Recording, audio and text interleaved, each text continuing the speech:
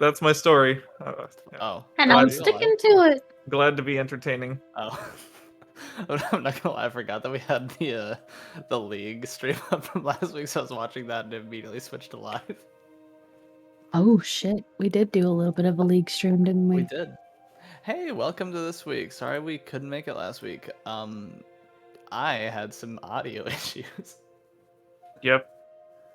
Okay. Just him. Everybody else was totally fine. I mean, for the most part. Yes, but the DM is usually the most important one, making sure that we can hear him. I mean, do we need to hear him, though? We don't do what he says anyway. You know what? You could have just texted everything out and we could have read it. You guys are all reading everything I'm doing. Yeah. Why not? Alright, well, the DM's not here, so we'll just kind of play, I guess. Alright, cool. What do we do? I don't know how to progress. I walk forward into the grass. What does it look like? It's just white because the DM's not there to create the world, so it's not rendering. Guys, everything's No, white. we just create ourselves. Like, we walk into the forest. Oh my god!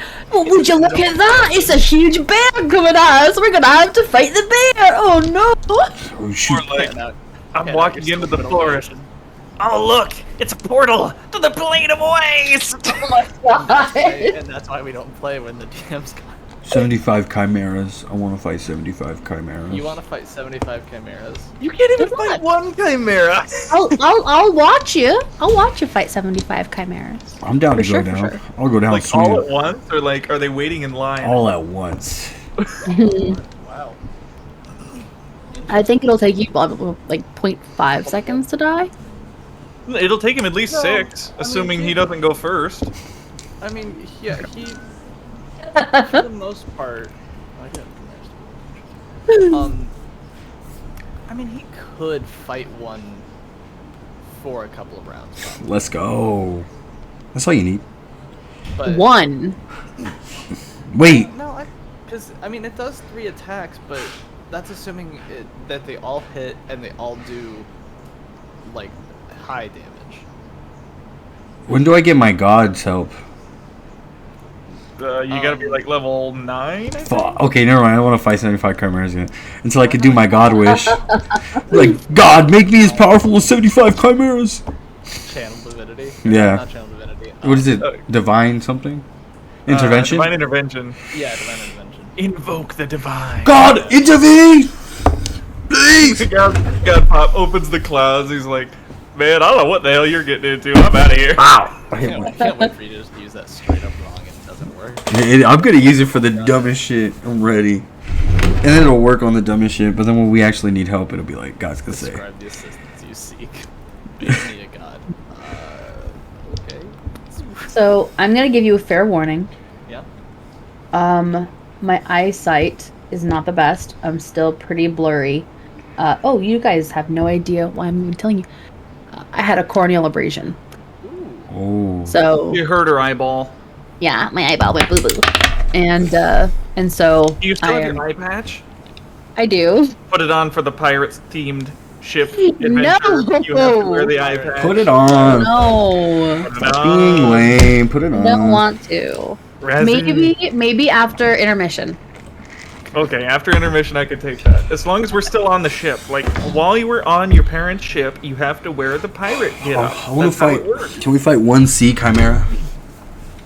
Sea chimera. Chimera? You can do it. I know you. You're God over here. Come on. Yeah, you just put floaties on the chimera. There you go. Okay, so corneal abrasion. Does that mean all natural 20s, right? No, now that her vision is no longer 2020, she's not going to be getting them. Oh. My vision was never 2020. Let us be clear. Razzie, it went well with the joke. I don't wanna. You don't wanna? I don't wanna. You don't wanna? I don't wanna. Just turn your headphones to cover one of your eyes, and that'll be just like having the eye patch. Perfect! That's a It's like queen. Yeah? sniper patch. For everyone Like, listening, she did it, and it looks hilarious. I mean, it just kind of The looks funny like thing is that I can barely hear you guys, but it's coming like in your eye. through here. It's really weird. No, kinda but look like- this is pretty neat, I gotta say. You just kind of look like Kick Puncher for anybody who's seen Community. Sure. Kick punch. All right, let's get started. I punch with the power of kick. I'm in. Punch with the power kick. It's a good punch right there.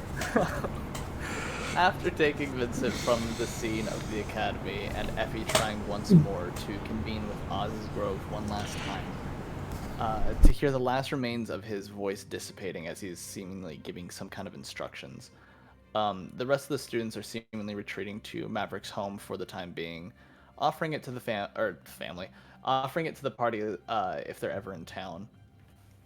After leaving with Vincent and deciding to meet with Effie's mother and sail east around the continent, stopping at the Flint Skull tribe and then heading towards the Ardon Gulf. On the way south, the party encounters a beast with these bright red eyes and finds out it's one of those creatures that had the poster board put up in Arcadia, and you had summoned a giant elk, Zane Francis, to take the beast back to Arcadia for the bounty's payment. While the party, while the party continued to the Dust Gulf, and after some shopping and finding Gloriana, the party sets sail on her schooner to arrive the next morning at the Covenant's Thrall, which will take you guys east around the continent and over towards where Zane lived.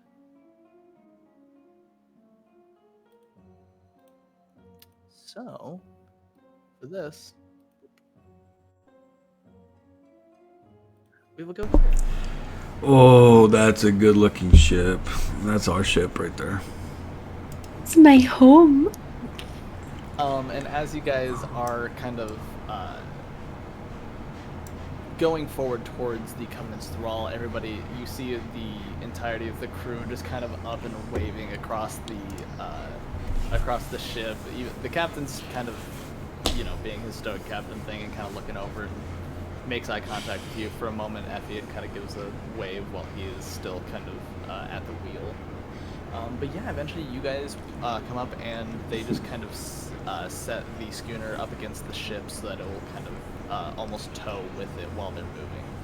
And you guys are, well, this could be a bit of an issue for one of you. How are you guys getting on the ship exactly? Well, this is wow. This is huge. You guys are good to get on the ship yourselves, right? Like, give me a minute, and I will like just drop all my stuff into the boat, shimmy it all off, and then I will dive into the water, swim over to the boat, and begin climbing up the sides. Okay. I go, hey Zane, Yeah? don't say I've never done anything for you. And I cast levitate as wisps just start circling around you, and you're able to move. You start flying. All right. Well, okay, this isn't the first time this has happened. Yep. All right. So I'm just gonna close my eyes, and I'm still on the ship. just trust. Mm-hmm. Just trust. And I Oh go. my god, he's floating above the water. He is. He is. If he falls, he's dead. And I just keep floating him away. I curl up into a ball while I'm floating, gripping the sack of potatoes, hugging it like a pillow. You're almost there. All right. You're almost there, and I want to make sure he's over the boat. Okay. And I'm gonna say, Shit. you're almost there. And I just let him drop, but I don't say he's there yet.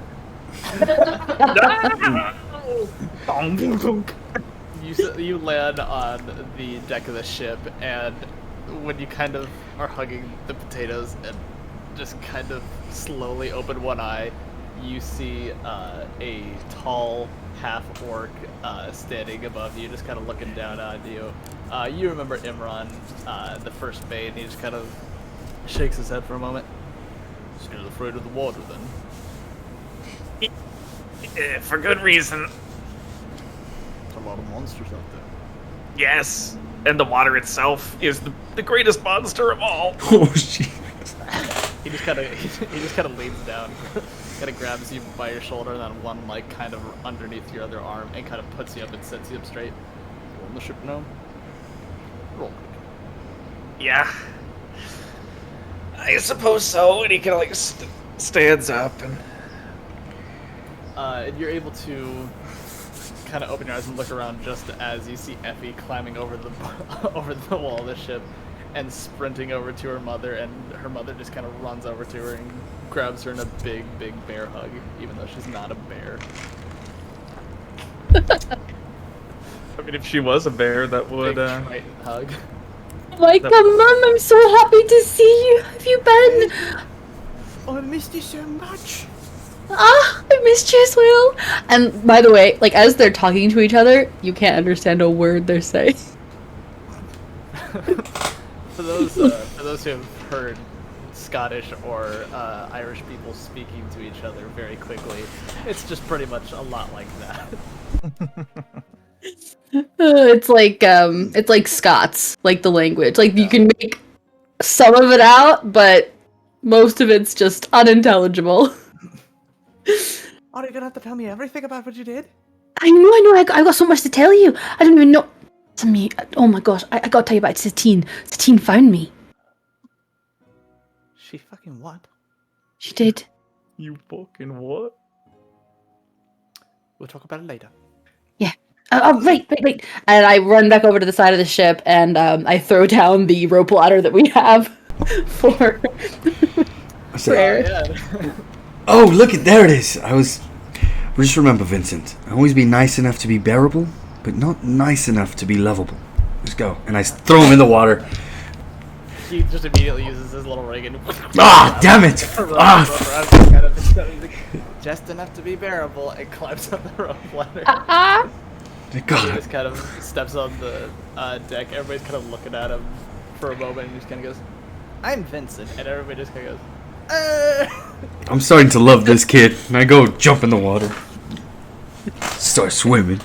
Gloriana finishes up with the docking of the ships and kind of setting it to tow next to the Covenant's thrall, and also kind of climbs aboard the ship and goes over and shakes the captain's hand and just kind of gives him a welcome. But yeah, you guys are now on the Covenant's thrall. Oh, Eris, can you get Reggie on the ship too? I mean, we can probably hoist him up with some ropes, but you got that neat levitation trick. I can use that once. Only Oh. once. Yeah. Oh, I see. So you should have used it for the donkey and not for the person who has arms and can pull. It's okay. You know what? You didn't think about it. It's fine. I appreciate you using it on me, Eris. I really do. I don't know if I would have made it over. It definitely wouldn't have been so easy. I would have probably done some screaming and maybe some biting. Yeah. 100%. Yeah. I see. You visibly cry, okay? The donkey doesn't visibly cry. All right. My mind goes to you. I have no attachment to that donkey. Whoa. Take it easy there. That's Reginald you're talking about. I know. It's more Reginald. Hmm? You fed him beets. Yes, I'll feed every animal I meet. He is part of your family now, Eris. Okay, are you forcing him in there? Yes. Oh. He's forcing himself in there. Okay, well, Reginald, alright. he latches on and he does not let go. He is like a tick that never gets full. Alright, fine. Alright, Except Reginald he's a is little family. tick. I will remember that now. Reginald, family. He does not suck blood. He sucks love. He is he's a lovable sort. You're making me... He's a love sucker? Yeah. That, I'm a bit Sounds uncomfortable with that one. But, you know, I'm going to say Reginald is family. I will not say that again, okay? And Kiara is your god. See, I'm learning. And It's progress. can we switch that up and say that he blows love instead of he sucks love? Is this... Oh, we don't... Is that any better? I mean... Well, I mean, he gives loves out, you know what I mean? I mean, he doesn't, like, you say you're a love sucker, it means, like, you're sucking the love out of something. Yeah, he blows love like it's his job. Yeah. Like, he gets Okay. money for blowing love. Does he blow it? Or could we say, like, he bucks love? Because, like, he is kind of like a horse, and horses buck. I mean... I mean, I guess you could say bucks love, but... Yeah, you know, it's not important. Imran, would you mind helping me get the donkey up here? He's currently bucking. Yeah, sure thing. And he just kind of walks over and like leans over the ship. Really bought just a donkey onto the ship. We need Yeah. that donkey. That's family. I mean, I did have a giant elk too, but you know, I can summon him pretty much whenever I want. So Maybe not on the ship though. It's. I mean, it's a pretty big ship, but not that big. He just starts lowering a little net down. It's like a, I don't know what I mean, it's a net. It's got everything on the, rope on the four corners for Reginald to step on or to step in to kind of hoist underneath his. Oh yeah, and I'll go down there and help Reginald get all set up in the net and everything. Just kind of just doing a little clump, and you kind of make eye contact with him while you like look up as you're setting the net underneath him. Just right in your face. I'm sorry, Reginald. I mean, how else are you gonna get on the ship? Bite. And while you are like still kind of holding on to Reginald and like getting it fastened underneath him, you suddenly feel the deck of the schooner leave your feet as you look down and notice that you're being pulled up already, and Nimrin's just kind of hoisting you up with these large, like, veiny muscles of this organ or half organ just kind of pulling you up. All right then, just a little more, and I'm gonna like hold on with my legs and like dip back down to grab my backpack and everything that I left on the scooter. And you Pull it back up. You see one of the sailors, Shaquille, kind of is pulling the little mast over, so it kind of hangs over the ship or over the deck of the Covenant's Thrall, and Imran slowly lowers you and Reggie down. All right, there you go, love. Thank you, Imran. Anytime. And he goes back to doing his duties after he's made his pleasantries. Okay, so guys, this is these are my family members, and guys, these are my comrades. This is well, you've met Vincent. This is Eris, and this is Hello. Zane and his donkey Reginald. Nice to meet you all. I'm Eris. yeah, I remember some of you guys from a long time ago. I look a little different than I did then, but it's still me. Oh, you do a little bit, and you see Varen, Effie's mother, walk up, and she already has like a bowl of meat just kind of prepared, and hands it over to Zane. For the sickness, and kind of ushers you over to sit down in the more center of the ship. You remember so well. Good trades. I like hand over the bag of potatoes. She kind of looks down at it. Well, is okay in the kitchen? And she kind of just kind of holds it and walks it over to her little underneath the wheel and kind of sets it down where the kitchen would be. I nudge Eris. I say, "That's my mum." Oh, does she like mashed potatoes for the trades? I mean, yeah, Mum likes mashed potatoes. She's not a big fan of the potato, but I mean, most Tritons aren't. But it's okay. Yeah. Question: is it like a training area here on the ship? You're looking at it, and she just gestures to the entire deck of the ship. Oh my. Okay. I could show you some things, and she points up to like the riggings and the crow's nests and all the masts. That's what I used to do. I'd climb up there, I'd jump, I'd swing, and not that they particularly liked it sometimes, but I mean, definitely that's my place to play. Yeah, this is definitely not my area of expertise, so I'm here to learn. You let me know what I can and can't do. Between spoonfuls of this steaming meat, Zane looks over and Zeph is like, well, if you used to always run and jump and do all that up there, why'd you struggle so much at the obstacle course at the academy? I didn't. Are you Mr. No, Eris struggled. I did I not didn't struggle. I'm literally... He Not didn't struggle. struggling. He made other people struggle. That's very true. He gets it. He knows. I don't know what you're talking about. I didn't. You think you're misremembering it? Nope, I remember it just like it was 2 days ago. Yay! The dream sequence starts. Look at, look at, look at, look at. She's struggling. She's struggling right now. Yeah.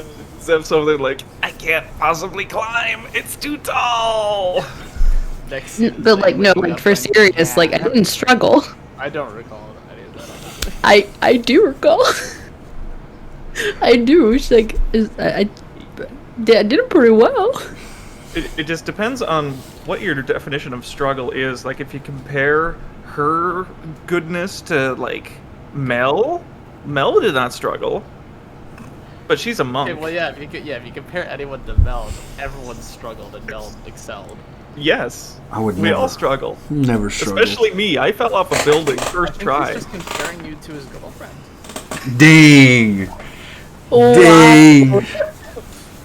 Well, I didn't struggle. Well, Mel didn't struggle. Mel still didn't struggle. compared to Mel, we all struggled. We'll say that. She is left in a faraway place, so. But sadly, I could say Effie's a bit more. No, actually, I can't say it, and I walk away. Oh, I wonder what he was gonna say. Sounded like something impactful. I know that's something that might bring us closer together, more of a uniform, like stuck together group. But you know what? We don't need that, I suppose. No, I'm. I've got something Anywho. for that. You should try some of this stew your mom made, like, just like I remember, except a little harder to chew, but that might just be me. I stick my hand in, grab a piece of meat, and take it down. No, that's tender as always. You know what? Your teeth. Your teeth have changed. All right. He, like, bares his teeth and clacks them a little bit, and yeah. They're a little less sharp. Makes him sad. But he gets over it really quick when he starts just eating some more stew again, so he's good. So, the only person that I don't think that you know is Thiago. He's new, well, newer, I suppose. Iago? Mm-hmm. Which one's he? He is that one over there. And she points, up to the helm of the ship where there's a man obviously doing some navigation as to where they're plotting their next course. I'm assuming. When did he arrive? I mean, I was here, what, like 3, 4 years ago?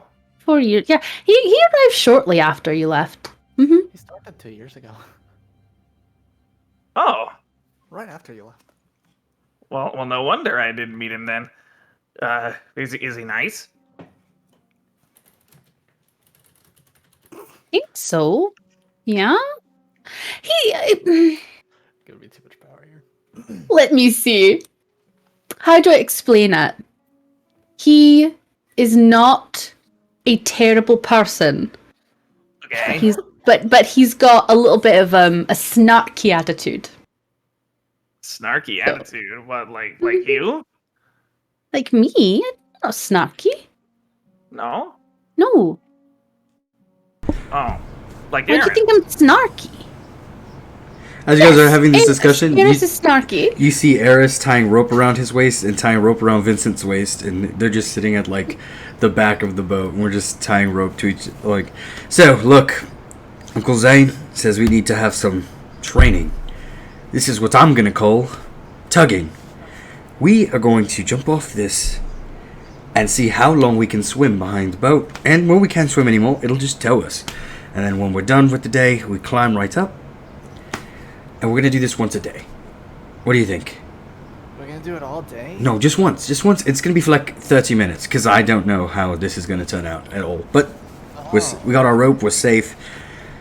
Can you swim fast? Do you know how to swim? Who doesn't? Do you want to try to catch fish as well? I think,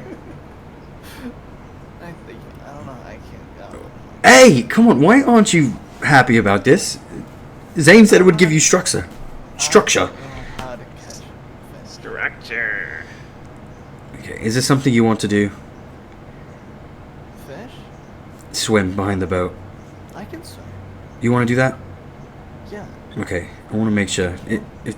I can swim, you fuck. All right, I know. I've literally invented the exercise. You invented swimming? I'm not Wow. sure that's true. No, this exercise of tugging. I invented this. Oh, you invented tugging in the back. Yes. You're the inventor of tug of war? And yeah, that as well. Keep that in your head. I invented that as well. All right, so let's see who can last longer. Let's jump on the count of 3. Who can last longer at tugging? Okay. 1, 2. In the back, Jump! as opposed to the front. Do I win? Just I don't know. Roll an athletics check. dang it! That's not a good one. I'm gonna get beat. You're talking about a ship. Yeah, we're just swimming. We're swimming in the direction of the ship. Okay. Oh, I'd like to see you try to swim against the ship. No, try to never. slow it down. Well, that's ultimate. That's the ultimate resistance training. Okay, that's an 18 plus. Wait, Okay. I don't have roll to. Oh, now who's not prepared? Awkward. That's a little You don't have awkward. roll 20 open? No, D&D Beyond. Oh, okay. I was gonna say, like, how are we streaming if you don't have roll 20 open? Now we're just looking at random pictures on the internet. Hey, that could be a stream idea. Athletics is -1.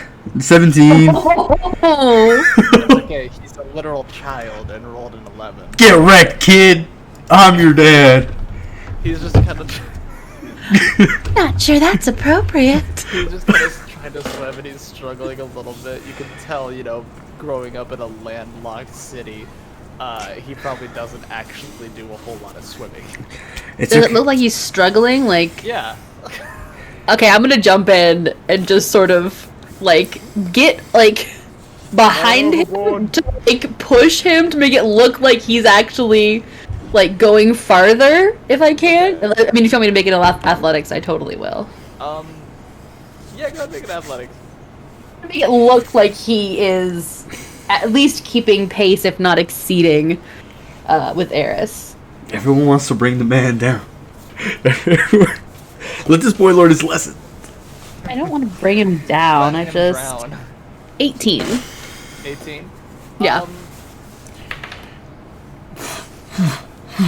All right, with the sudden help action, giving him a little bit of advantage, he rolls an 18 and is keeping pace with Eris. Hey, I would like to put my empty soup bowl to the side and crawl on my belly to the back of the ship so I don't have to look over the side. And get to the back where the ropes are tied and go on Eris's side, which I assume would be Eris's side. I'm not looking to double check, but I want to like pull the rope Eris is on to give him a little boost. let's go. Okay. Wait, what? Go ahead. No, we lost track.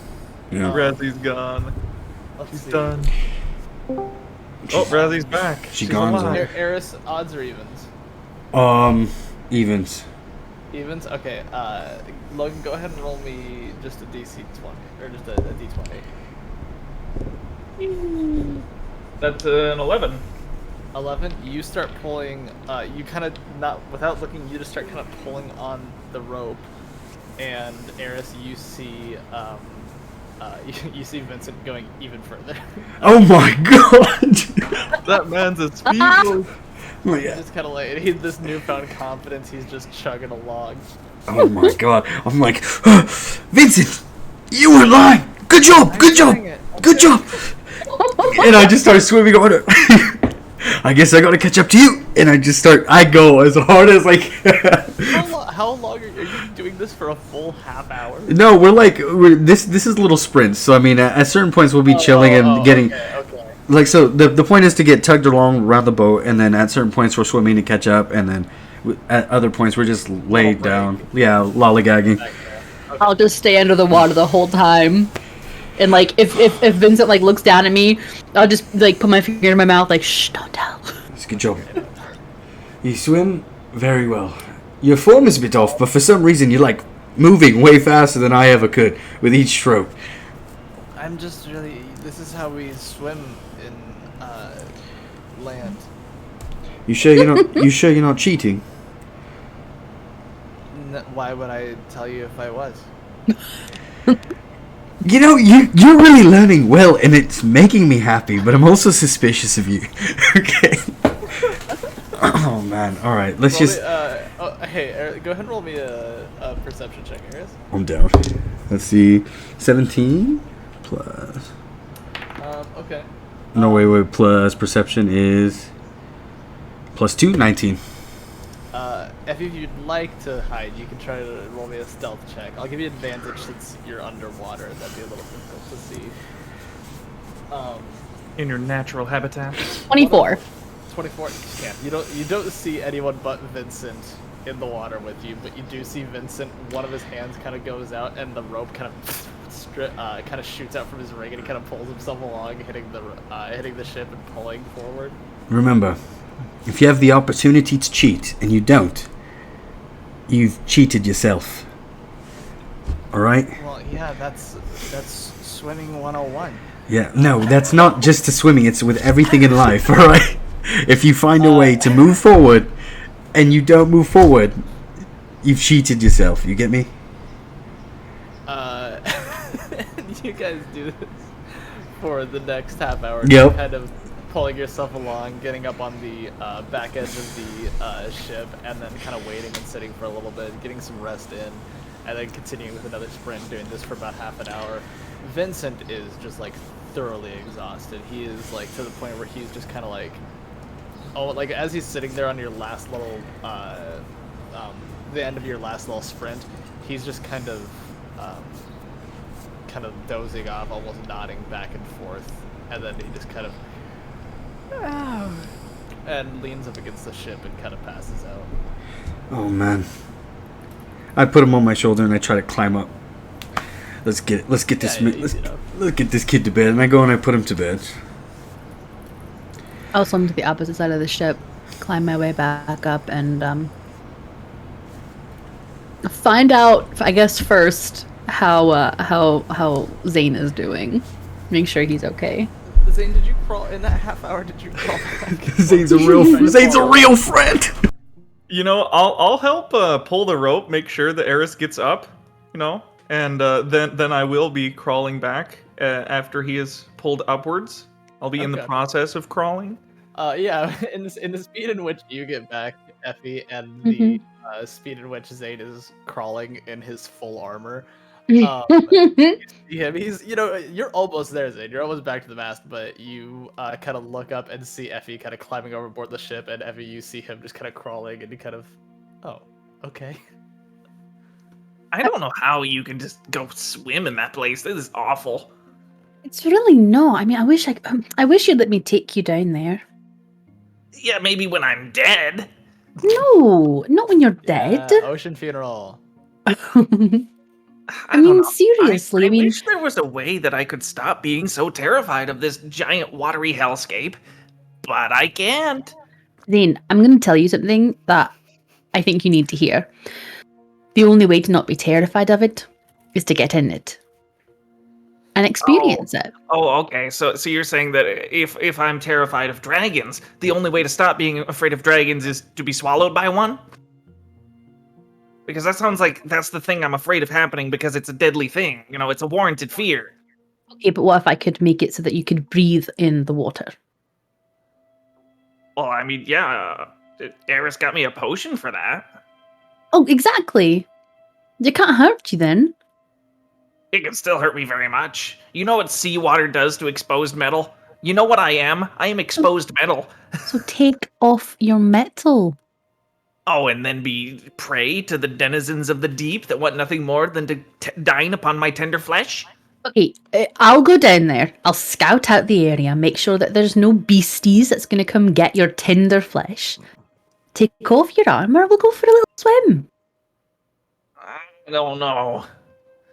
I'm not saying you have to do it right now. I'm just saying think about it. Yeah, I'll think about it. I don't make any promises, though. I mean, there's a...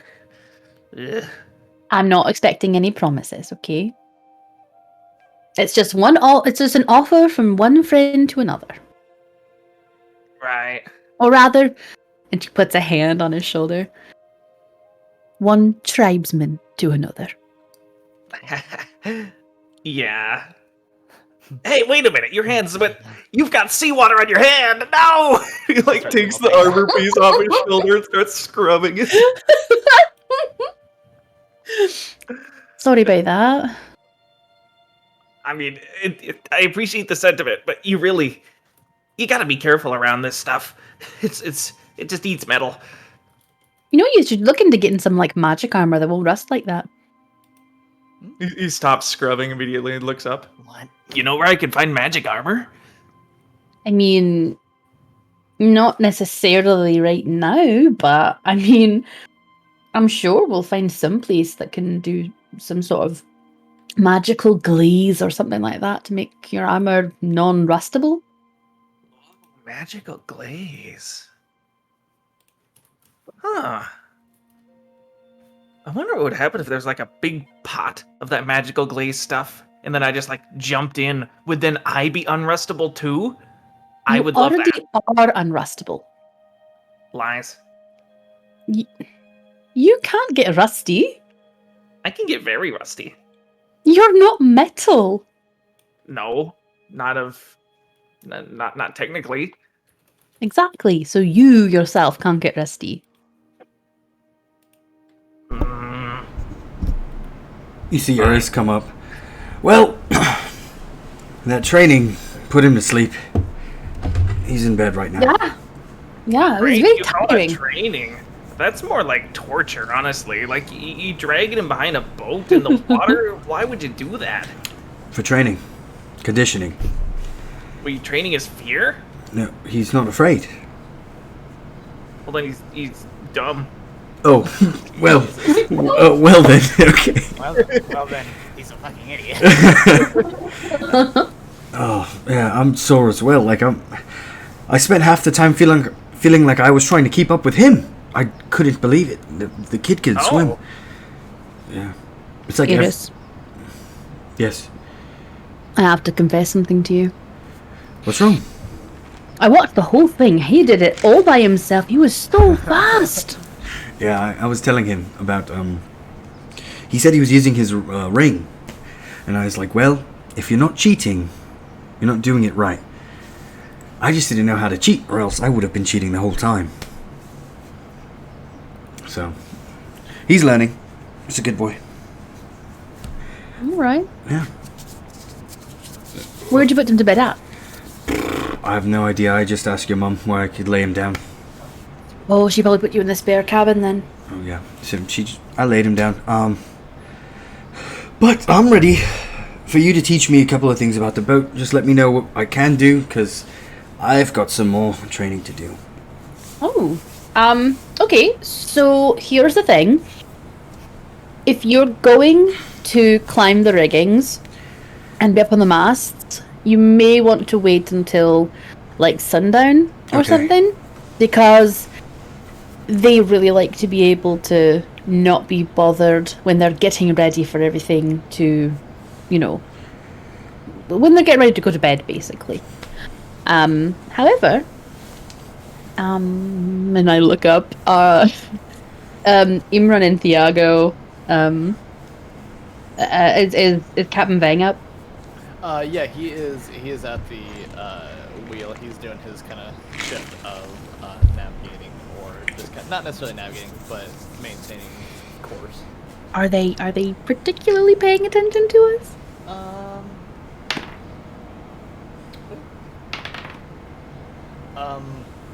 It doesn't look like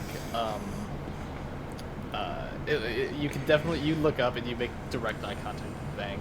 Imran is not paying attention. He is kind of like looking up at the sky. Okay, I look at Vang, and I just point up at the riggings and the mast, and then I put my hands together in like a please kind of a gesture.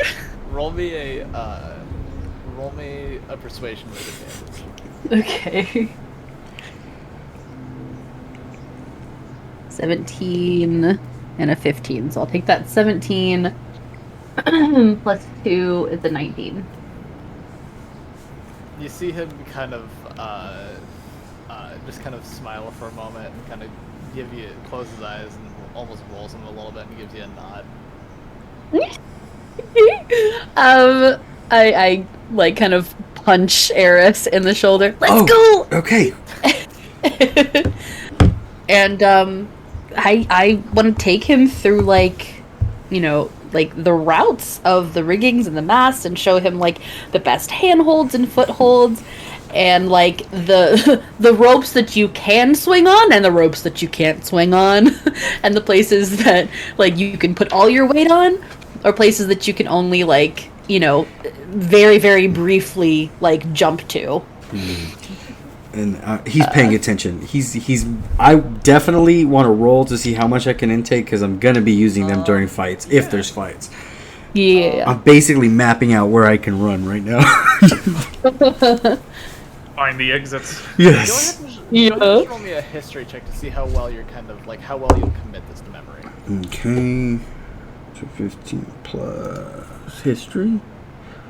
Plus 0. 15. Straight 15. 15? Okay. Yeah, I mean you're doing it pretty well. There's a few things that you can't quite catch on because it's just like it seems less like how it happened on any other ship and more of just how Effie does things specifically and what the crew kind of already knows that she does just from living with her. Like there's a few times that she's running along the mast or like going up some of the rigging and just kind of leaps outward to where there's nothing there. And then suddenly you see a rope just kind of swing over, and she grabs a hold of it and swings onto the other side. And you look down, and Imran has already kind of like swung over a rope, knowing that she's gonna probably be in that spot if she's climbing up that specific rigging. A few sailors are like just kind of doing their regular job, like getting things hoisted, making sure everything's fastened in, and like as she's running by, they just kind of instinctively step out of the way of her as she kind of runs by them. So like there's a few things that's like very, very specific to what this crew is used to and what Effie does. But for the rest of the stuff, like just the basic, like, all right, this one's a good one to climb on, this one isn't, this one if you put any weight on it will release this cargo and it'll shoot you up into the air. That stuff you're able to pick up pretty well. Okay. She's a bit predictable. Predictable? What do you mean? Oh, where'd you come from? Aren't you swinging up the top? Yeah, but I lowered myself on the rope. I'm saying, your crew knows you. Well, yeah, I grew up with them, you know. Yeah. That's good. They're good people. They are. They're very good people. This is close knit. Oh my goodness. What an adventure. Look at, we're out on a boat. Ship. I guess it's called a ship. Yeah, there's a difference. Yeah, this is definitely a ship. Yeah. Thank you, by the way. I did not expect that anyone would actually want to come here and ride on the thrall. Of course. It's great. I absolutely love it, but it's just unexpected, I suppose. So thank you. I'm here. I'm here for a journey, and I want to do different things, and also, I'm not really here for me, and you both seem to be very attached to your journeys. I'm here to go along. But also, I'm here to fish. Do you have any harpoons? Do you have any harpoons? Tonight in the evening, you think we can get Zane and maybe all three of us can jump in and try to grab something? I want to. I've been trying to get him more comfortable with the idea of being in the water, but I'm not sure it's going to happen tonight. Maybe. Oh, I have an extra potion if he wants to just try it for one evening. And I said, yeah? I say we. Well, more so, not me. I'll stand behind you like a good pup, and I'm just gonna watch you. You do your thing, and you convince him. If anything, I will just, and you just feel this wind go through your hair, and I just hit you with guidance. I'm just going to be there for some support. Oh. Well, yeah, we can go talk to him again. Okay, maybe. Of course. I'm okay with that. All right then. And I just go. I'm gonna go sit down and take a nap. Yeah, Okay. meanwhile, while you guys were doing your rigging practice, Zane was scuttle crabbing himself down in towards the galley to talk with Zeph's mother and give. He still has a big bag of dirt with her name on it. Yes. Yeah, I mean, you find her down there just kind of going about making dinner. It's, it's starting to get to the point where it's getting sundown, so she's preparing things for the night. And sees you kind of, or more probably just kind of hears you scuttle in. Oh, well, how you doing? Oh, it's still very terrifying, and hence the crawling and keeping low and out of sight of the edges of the deck. Of course. But I've got another bag for you, and he like rolls to the side and takes the bag off of his shoulder and like plops it down next to her feet. Oh, it's dark. It is. You can't get that very well out here on the sea, right? You certainly can't, Zane. Thank you. And she kind of leans down and kind of ruffles your hair a little bit and kind of lifts up the dirt and sets it down. I'll use it to plant some things. Maybe some more of those potatoes you brought us. Yeah, maybe if you want to do that sort of thing. Do you know where we will be, staying? While we're on board. Is it the same place that I was at last time, or is that now like a storage room? I mean, it was a storage room Oh no, before. you can stay. You can stay in your old room. I believe Effie will probably stay in her old room, and then I have your friend Eris and his little friend Vincent in the spare. Whoa, we all get separate rooms? Of course. Well, that's a lot different than how I remember. I suppose you were carrying a lot more passengers back then. We've downsized quite a bit since then, yeah. Well, what do you guys do? Like, you haul cargo? You haul people? You just scout out and map things? How do you guys make your money now? Well, we've done quite a bit of everything. If people ask us to do some cargo, we ship cargo. If we trade with people, we trade with people. Some people have offered us money for trips around. We do, well, whatever the captain deems necessary. I still say, like, if you ever wanted to get away from this watery nastiness, you have the skill set to definitely, like, have a restaurant of your own somewhere on the land, at least on the coast, maybe, where you can get away from this wetness. I appreciate you saying that, Zane, but I think I'm plenty suitable in the water. Well, yeah, I mean, you're fine in the water, but I don't know. I'm just saying you don't have to be. You could be better. You have the skills that you don't need to be out on the water. Well, maybe I'm just not as versed in staying out of my comfort zone like you are. It's a very brave thing you're doing.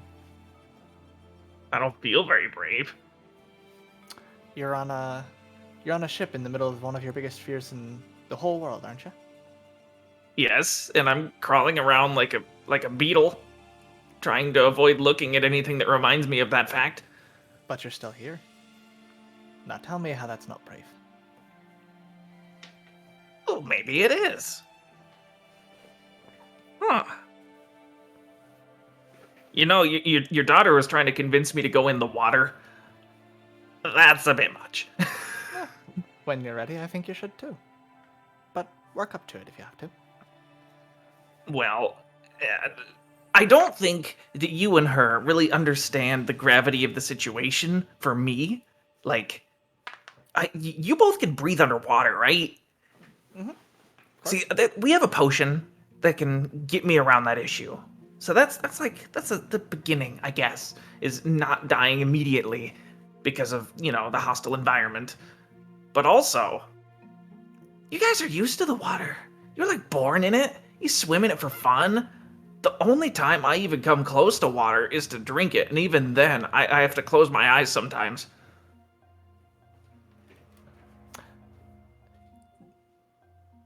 Did Zeph ever tell you that she used to be terrified of heights? Really? No. She hated them. She wouldn't go anywhere near. She would stay on the deck at all times. Then, one day, She was up on. She was up against the ship. She fell, and we had a little dinghy at those times, and on a net, and she landed on the net, and she was fine. She figured out there's nothing really to worry about when you have people around you that are going to help. Everybody clambered as quick as they could to go grab her and get her back on the ship. Next thing you know, she was climbing up on the riggings. She was cliff diving off of some of the islands we found. Really? All it took was that one little fall? It's not like that for everybody, but yeah, after a while afterwards, she was still a little bit afraid, but once we let her know that we weren't going to let anything bad happen to her, we weren't going to let her fall, we weren't going to let her get hurt if she was up on the riggings and helping out eventually. Well, little help from Fredida as well, but eventually she figured out that there's nothing really to be afraid of except what's in your head. You just have to get better at what you're afraid of.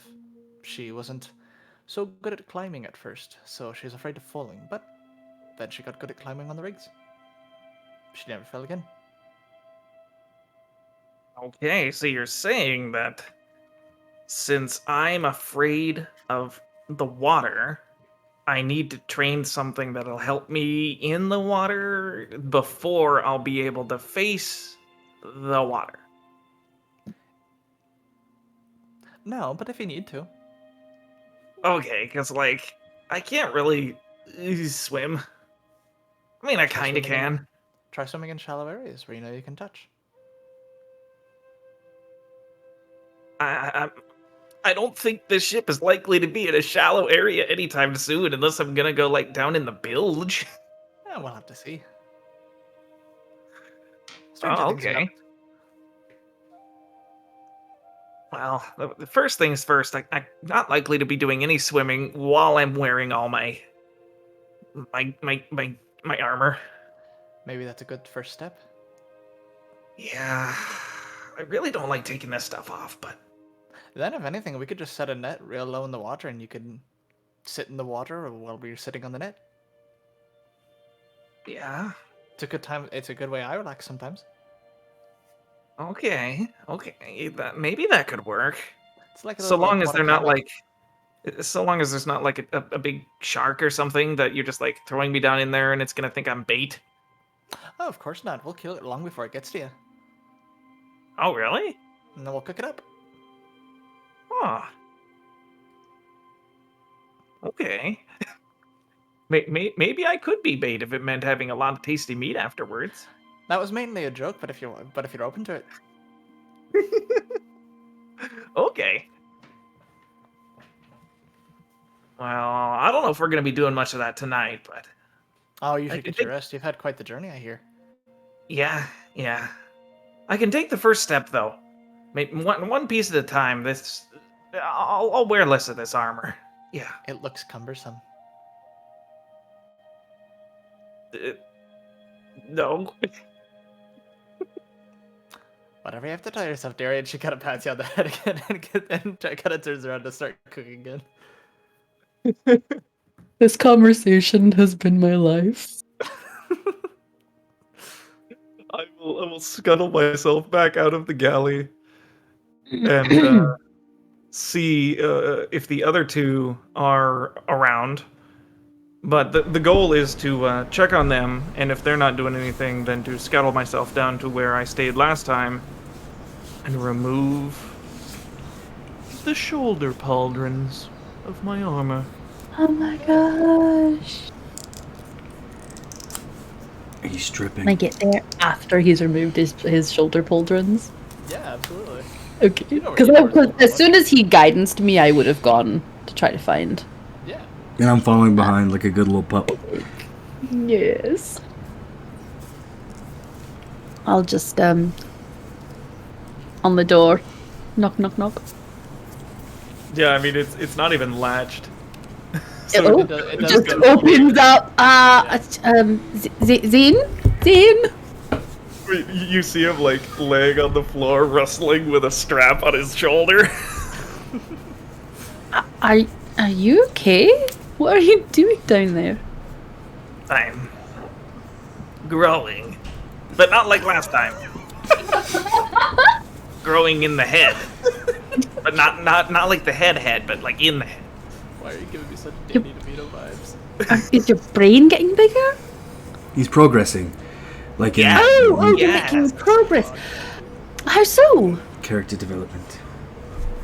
I don't have to wear armor when I'm gonna learn to face things like maybe water. Wow. Dana, are you serious? You're gonna go in the water. Don't, maybe. Okay. Maybe. Oh, all right. No pressure. Do you need help with your armor? It looks like you're struggling down there. I'm not used to putting it on from a prone position. Right. Why are you laying down though? I don't want to look out the porthole. Interesting. Okay, that's fine. I will I will go and I will take like one of the folded up washcloths and I will put it over the porthole. I'll like tack it there with my dagger or something. The porthole is closed now. Come on, get up. Oh, like, you struggle to my feet. Okay. I guess that helps. Yeah. This is big for you. You got this. No water tonight. No. Mm-mm. No? Oh, well, that's okay. I mean, Eris and I were wondering if you'd want to try to do something. We were going to go fishing with some harpoons and see if we could catch some fish. I mean, I don't know how long it's been since you've had fish meat, but it's delicious. Especially when my mum cooks it up. A little bit of broil at the top, make it all crispy. And all that, fat. It just makes it so juicy. Oh, delicious. Juicy. It's kind of a glazed expression. It is like, there's a little drip comes down his mouth. Bit salty, bit sweet, And sweet. bit meaty. Hey, I know what you're doing. I'm just saying the way mum cooks it, it's absolutely delicious. And wondering if you wanted think I've to. forgotten? You think I don't remember how great that fish was? No, I remember how great it is. You don't have to remind me. Oh, Fresh. okay. So, do you want to try to come get fish with us for mum to cook? I mean, you're so precise. You're so good at doing things that require Things. You've got a real mind for it. You're Yes, so good at things. I'm good at things. Good Yeah. at things. What kind of things? And the things that you do. Fishing things. You see me in the back, I'm just repeating every last word, just like giving you that echo. Look, You're so good at things. So good. So good.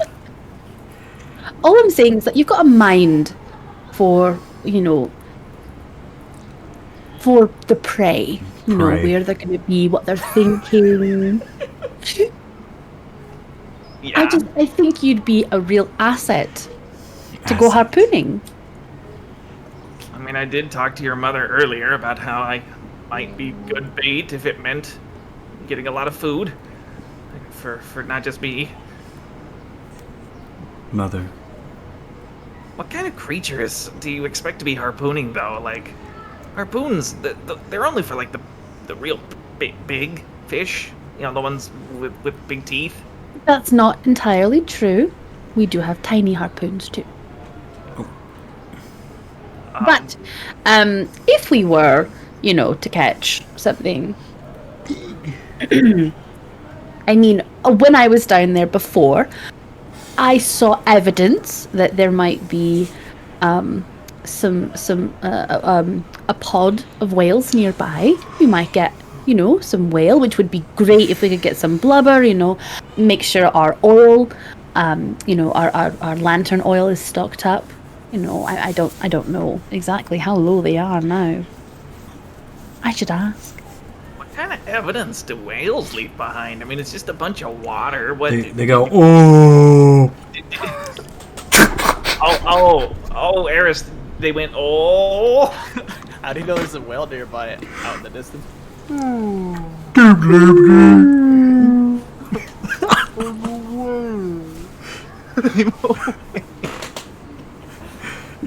Kill that whale. Did you hear them, Zeph, or did you see some like visual evidence? Well, I mean, I did hear them, of course. Unfortunately, I also just, you know, you don't need to know how I know there's evidence of a pod They of drop whales whole loads nearby. of sperm, for fuck's sake. Zeph, would you mind like telling me what they sounded like? I've never actually heard a whale.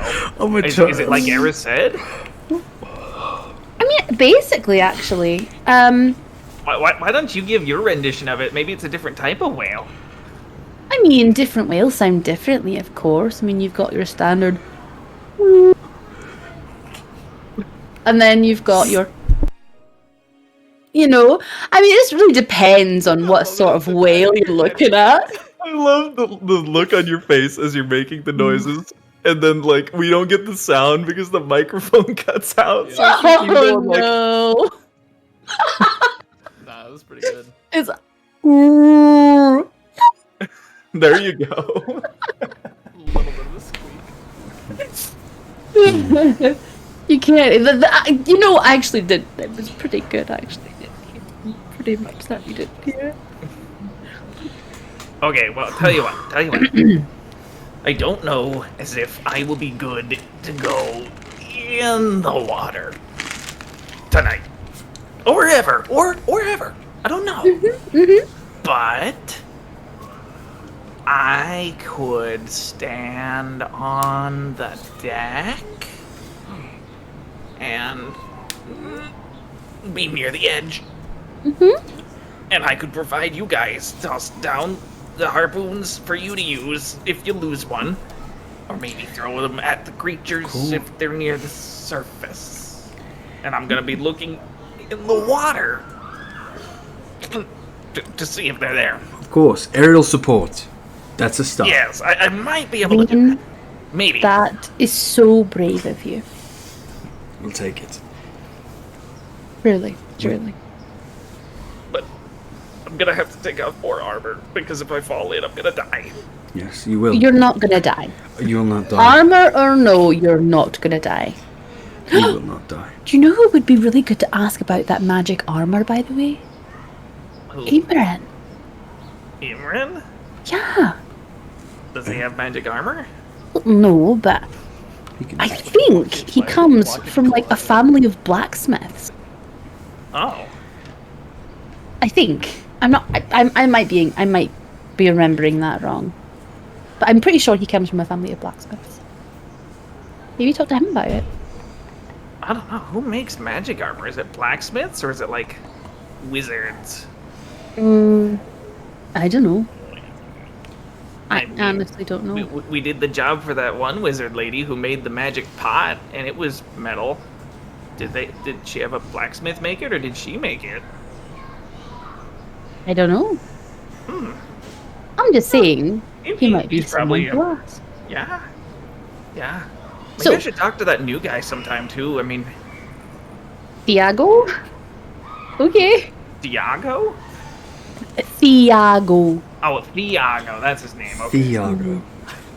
So it's not Iago and it's not Diago. It's Thiago. Thiago. Right. Thiago. Like the. Theh. Like Okay. Thanos. Oh, who's that? That weekend. I don't know. Just a name I thought of popped into my head. How am I supposed to know who Thanos is?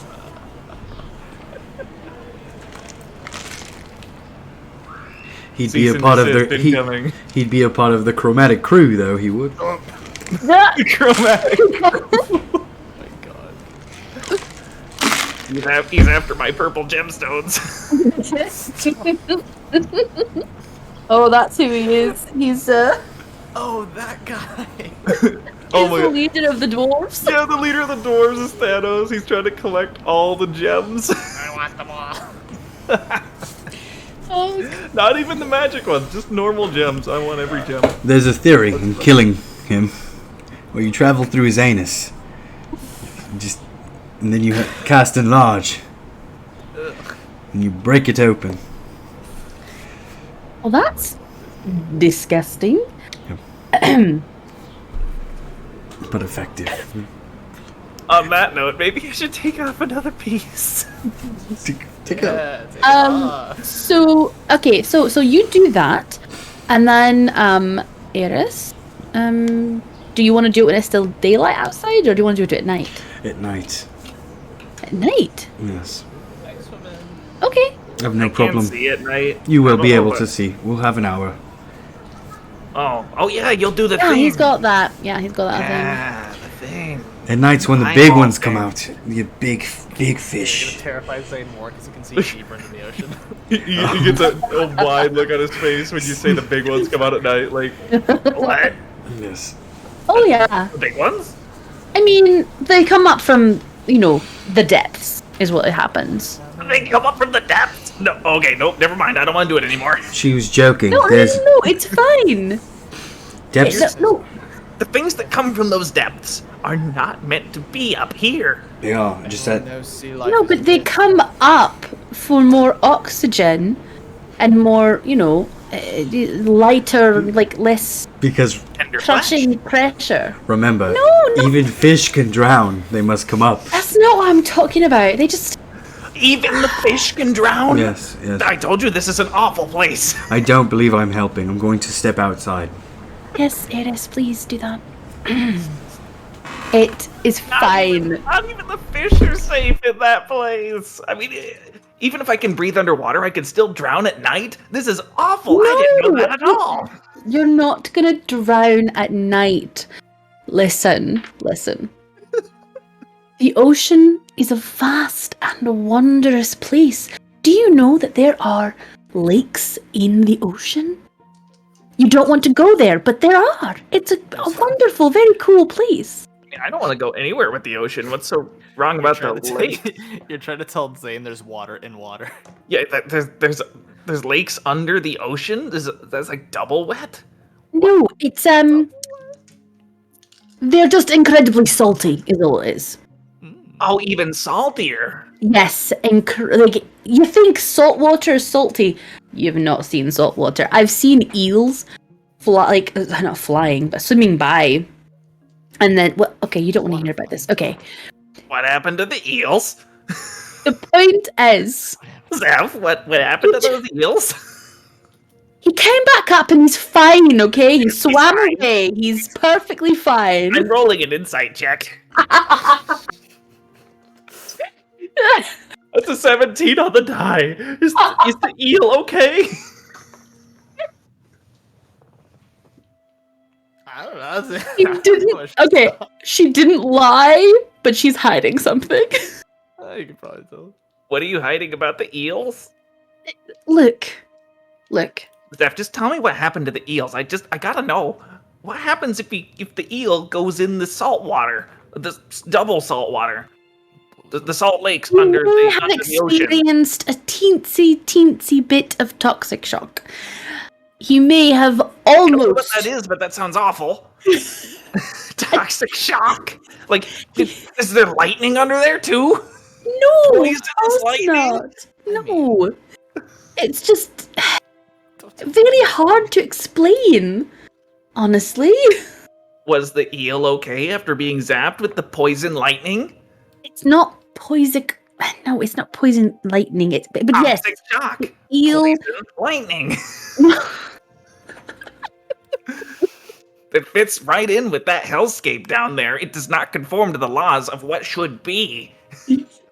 There's no poison lightning down there. Toxic shock refers to when there is something poisoning your system, your body becomes shocked. It becomes sort of not paralyzed, but a little bit paralyzed. Oh, so Become I small. already can't swim, and if I go down there You are and I not. touch the shock stuff, then I will be unable to swim even more. Yes, I like I'm that. I am also making this worse. Okay, listen. You are not gonna go anywhere near those lakes, okay? You're right. I got you there. Because they're so far down, Astute you're never gonna observation. be able to reach them. Oh, so you're saying that when I fail to swim and I sink to the bottom, that's where the lakes are? You're not gonna sink to the bottom because I'm gonna be there. I will literally swim you back up to the surface before someone can pick you up and take you back onto the ship, okay? Okay, fine. I'm just talking myself out of this. You are. I'm also I- helping you. It's weird. Okay. I will help you do your fishing from the surface of the ship this Okay. once, and if it goes well, Mhm. your mom suggested a submerged net strategy. Oh, Mum does that all the time. She like water sunbathes. It's great. Yeah. Yeah. I don't know how great it is, but I'll do it. Oh no, If it's this great. goes I mean, as a Triton, she sort of needs to submerge herself every once in a while. I like to too, but I don't need to, you know. well. Oh, okay. Anywho, so sundown, meet us at the deck. Yeah. Okay. Hey. What should I bring? You should bring your courage. And I walk out. You walk out and almost immediately just kind of head first into somebody in front of you, and as you kind of like rub your head and like look up, you see this tall, beautiful woman with this long like red orange hair and these like piercing green eyes and these kind of like gold hoop earrings, with just kind of very stereotypical like a white blouse with a God, I can't remember what it's called all of a sudden. The waist, the thing that goes around your waist, corset, like a brown leather corset, and then just like kind of her brown and white striped pants with the stripes going down, and these knee-high leather boots with a couple of scimitars at her hip. Oh, okay. Hi. Dinner's ready. Do I know this person? No, you've never seen this person before in your life. Hi. Sorry, I don't believe we've met. I put my hand out. I am Zephyrin. She kind of finishes rubbing her head for a moment. Oh, you're the famous Zephyrin. It's good to meet you. And she extends her hand and kind of grabs yours very kind of intimately. Syndra, it's good to meet you. Syndra. Oh, well, it's good to meet you too. When did you come aboard? Oh, I've been around for about a year now. A year? Yeah. Well, a year off and on. I was around for a little bit. That's kind of consecutive altogether. Kind Oh, of run things for them off the ship. Eris pumps in. Oh, Sindra, I forgot. Nice to. Did they introduce us yet? I'm gonna be your roommate for the trip. Hi, and I go to put my hand out. I'm gonna be staying in your room. Right, you're the one staying in the guest room with the kid, right? Is that how you spell Yes, Syndra? he is very, very much a single father. Yes. I have a child. Um, Yes. She kind of turns back. I'm gonna be more on the ship full time, but yeah, off and on for about a year. And then she kind of looks over at Eris again and kind of pinches his cheek. Nice try. And then kind of turns and walks away, like very much like swinging her hips. Get ready for dinner. Did you just treat me like a child and pinch my cheek? Eris, Yes. that woman, Syndra, she just told me that she's been on this ship off and on for a year. But I haven't been off the ship for a year. And I've never seen her before. And are you telling me to not hit on her because she's beautiful? I don't know what this means for us. Okay, I've literally not told you not to do anything. I'm trying to He just tell really wants you. to bring attention that he's flirting. You hear coming from Zane's room. He heard this exchange. She's probably one of those sea succubi I've read so much about. He succubi. Sea Oh, you mean a Yeah. siren? No, different than a siren. Sirens sing. Succubi, they normal succubi is just a demon that is attractive to people. Sea succubi, sea demon, attractive to people, pretends to be a shipmate on the crew, and then betrays them somehow and causes them all to either be corrupted or sink and die. Well, That's what they do. do you think that could be it then? It could be. I don't think that's it, but I'm Sea gonna talk to succubus. Mum. Yeah, you're right. Okay, you talk I'm to your gonna talk to mum. Mum. I'll go help her with dinner. And I'll make sure that she's not succubine anything. Oh, and watch out, Eris. If she is a sea succubus, don't kiss her, because that's how they suck your soul out. Don't tell. Don't Alright. let her suck you. Eris. Yep. Don't get your soul sucked. It's not a fun time. I don't think there's any coming back from that. Guys, I don't get to flirt often, alright? Let me have this. Flirt all you want. I'm just saying. Yeah, Don't keep flirt. your lips away. And keep her lips away. Yeah, that's the important one. My I don't know if she has to kiss you on the lips to suck the soul, but just to be safe, maybe keep her lips off you.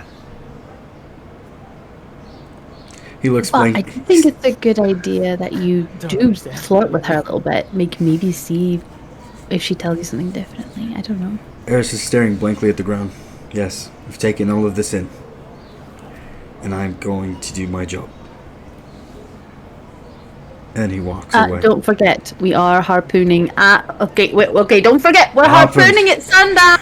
Oh, I'm harpooning something, and I keep walking away.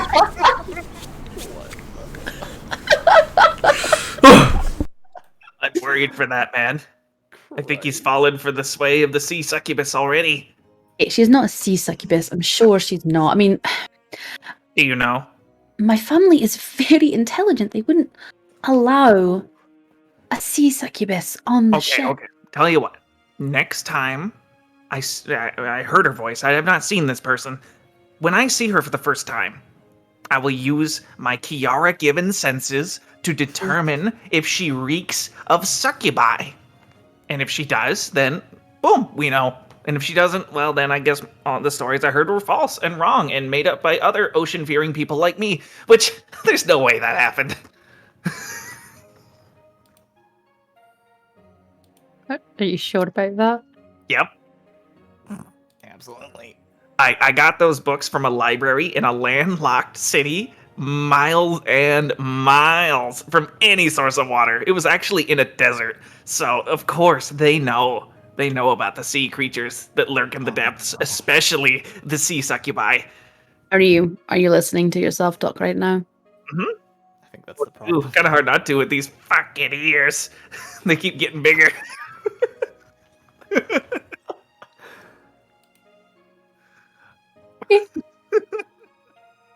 At that, I'm just walking away.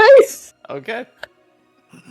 Eventually, I'll get all my armor off at some point, but with the promise of dinner, it will speed the process. And I'm gonna go talk to Mom. Okay.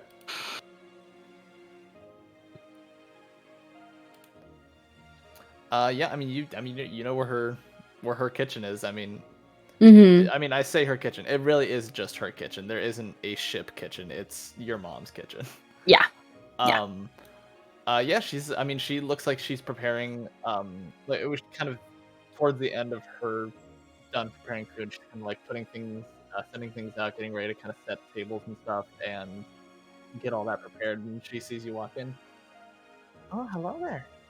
How you doing? Hey, Mum. Yeah. Who's this Syndra? Oh, you met Sandra then? Mm-hmm. Yeah, she's been one of our little freelance helpers. She told me something today. She said that she's been on the ship for a year. Well, I guess so. Well, I'd say a little more than that. I mean, well, it kind of depends. She started with us about one of the times you were one of the times you were traveling with your father. So it's Oh. So she's been, like, only here when I've been with Dad.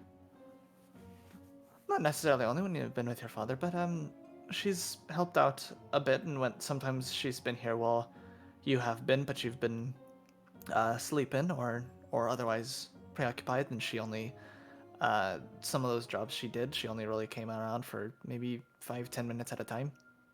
Oh, okay. It's Do been you, kind of a year altogether if you packed in all the days that she's been here into one. It's probably been over the course of a few years. God, yeah. It's weird, I've never met her before, you know? It's been an odd passing between your guys' time frames for sure. I never even heard anyone mention her, I don't think. Sorry, I know you're busy. You're trying to get Oh. dinner all ready to go up. No worries, love. I always have time for you. Do you need any help? Yeah, if you could get some of those out there, and I'll finish up, and I'll bring some of the food out, and I'll be out in a minute. Okay.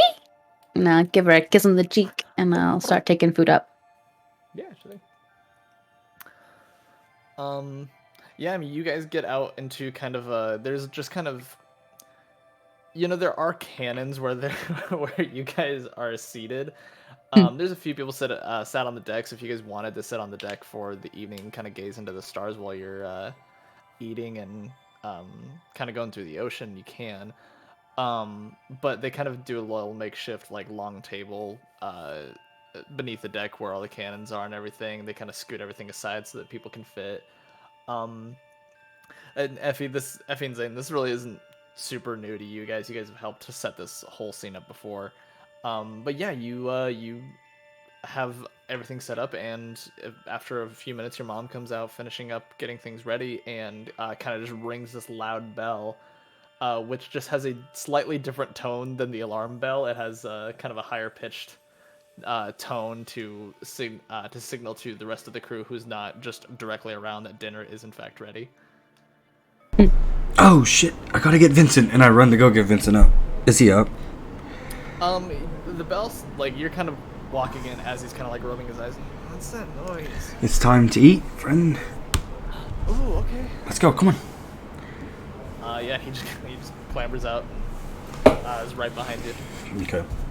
We head to the dinner table. Okay. Yeah, as soon as I hear the fucking bell, any hesitation I had from getting the armor off, gone. Dinner bell is heard. Just, it's like leaving behind an exoskeleton laying on the floor. And I don't even crawl back. Like, in the areas I know that I will be able to see the ocean, I close my eyes while I'm running. But I will be running to get there. Roll me just a d20 for your closed-eyed running. Yeah. Yeah. Hey, that's a 19. 19? Okay, yeah, you're running. There's a few times where, like, you know how you close your eyes and you just constantly feel like you are about to run into something, like you feel like you could reach out and touch something. You have a few of those times where you have those feelings. At one point, you feel like a large hand that you could probably tell is Imran just kind of directing you in a different direction as you go, nope, not that way. And you take off down that direction, and eventually you make your way back to the area where you know that the big feast usually happens after Effie's mom gets everything settled and ready for a feast. Perfect. And the feasting area, is that one with a view onto the ocean, or is that like an enclosed It doesn't safe have place? to be. I'm just saying, You if can- it you can is, go under- I'm gonna find a seat blindfolded, basically. And if it's not, I will look to find an empty seat. You would know that, and then this is kind of a thing that was almost made not for but because of you, where there's now some seating kind of below deck where there's like some angles that you just can't see anything outside at all if you don't want to. Perfect. I will go to one of those safe places. Okay. Alrighty. Yeah, you guys sit down and have a good, long, hearty feast. For you, Eris, this is like probably one of the best meals you've had in a really long time. Oh, and I'll try to sit next to you, Eris, and tell you I don't think Syndra is dangerous. Don't think she's a succubus. Well, So go for it. I will. I'm going to try. Vincent, Yeah. It's just like in the middle of eating like a large chunk of meat. look, I know we're eating well right now, but you need to keep on your toes. Alright? Tonight we go harpooning. Harpooning? Fishing. Okay. Yeah. Also, I'm in love. So you need to keep your wits about you. And every time you see this chick, and I say, do we see Syndra? Oh yeah, she's just around. Every time you see this one right over there, you speak the world of me. I've saved your life 15, 20 times. I have gold, more gold than anyone. I thought we found things though. We dropped gold on the ground. Yeah, we do that. We do that for fun. That's philanthropy for us. We just drop gold on the ground. We what else? What else do we do? Also, he's your daddy. I'm your father as well. Yes, I am. I'm going to be your dad. We look nothing alike. It's fine. You're adopted. Oh, okay. Wait, you're adopting me? Ooh. You do it! Eris, what you doing? The two choices just lift up in his head, and he's like, "Be a dick or be a dad." Which does he do? It's like Until Dawn, where you're just kind of looking on one side that's adopt, and the other one is reject this child. Yes! Adopt, destroy the child. That's the plan, but we need to get it in paper, okay, Vincent? That's the plan. Yes, but we need to get the He papers. gets this massive fucking grin on his face, and just like kind of like tries to be. He really tries to be cool, but is kind of like in that high pitched voice, like, "Oh, cool, yeah." I nudge you, Eris. Are you lying to that boy right now? I have a blank stare. And I just stare into the depths, because the choice I made, it has broken me inside, because I don't know what just happened, but I went off instinct, and now I think I love that child. Y'all ever seen Boy Meets World? Yes. Where Eric just actively wants to play with this child, and then the child asks him if he's gonna adopt him finally, and he's like, "Oh, nah." Well, so Can I see Eris from my sheltered Yeah, spot? are you guys sitting down with Zane? Are you guys outside looking at the view? Where are you guys choosing to sit? Can we sit down where there's a view and it's kind of near Eris? I mean, Zane? Yeah, you can probably sit somewhere where there's like you can see outside. 'Cause I want the view. World. if it's view or Zane, I pick view, but if I have both, I will take both. Okay, I see where I stand in this group relationship. View or Zane? View. View. Adopt or not adopt. I just adopted a child. Okay, let me be selfish, alright? Which view are you looking for, though? I mean, there's. Yeah, you looking at the side on Syndra ocean view? or Centra? Both. Right. Well, So, if I look over and see Eris staring off into space, like blankly, in the direction of this Syndra person, which I don't really know for sure, but the one that looks most succubi-ish, I will communicate on the thought stone to you two. Hey, is he under her sway? Like, is he charmed right now? Pick mine up. No, I think he's just made a decision that he either regrets or can't believe he made. Yes, but no. yes, I didn't. So, he chose to. What decision did he make? And I'm speaking very, very low because I don't want Vincent to hear, but I'm pretty sure he just told Vincent he's going to adopt him. Oh, Uh-huh. that's a big decision. Incredibly big, and I don't think that he's thought this through. I'm a little bit worried. I don't want to be rude or mean or anything. Like, can I like turn to only like communicate with her stone? Not necessarily. These are all just kind of connected. Okay, well I'll whisper and hopefully he doesn't hear. When's the last time Eris thought anything through? You just see Eris nod his head. He's Honestly, go fair. He nods, Zeph will nod. Like, ugh. Well, I mean, if it's not, if he's not like under the magical sway of the succubus creature, then okay, I'm worried for nothing. And by the way, is that her like sitting kind of across from him? Yes, it is. And I don't think she's a succubus. Apparently, Mum said that she has been around for a little while, just like weirdly not when I am. Sounds like it's a really convenient mental manipulation trick by the succubi. I'll use my senses to determine the truth. You do that. You do that. I would like to activate divine sense. Whoa! Let me get that golden vision, man. Okay. Let's see here. I mean, yeah, you really don't, nothing pings off, nothing gives off any specific odors or, any kind of smell or any kind of aura or any kind of audio, little rings or anything you're hearing. It's just kind of everything's, you focus and you hear the sounds of the waves kind of crashing in the distance. So maybe there's a little bit of a noxious odor there. Ugh. You know, I can hear the evil. subjectively. We're surrounded by the evil. Like focus, really hone in on this sea succubus. No, there's nothing from her that you're getting. Well, obviously she's got really advanced cloaking magic because even Kiara cannot parse this disguise. Oh god. Does she have any jewelry? I'm like looking.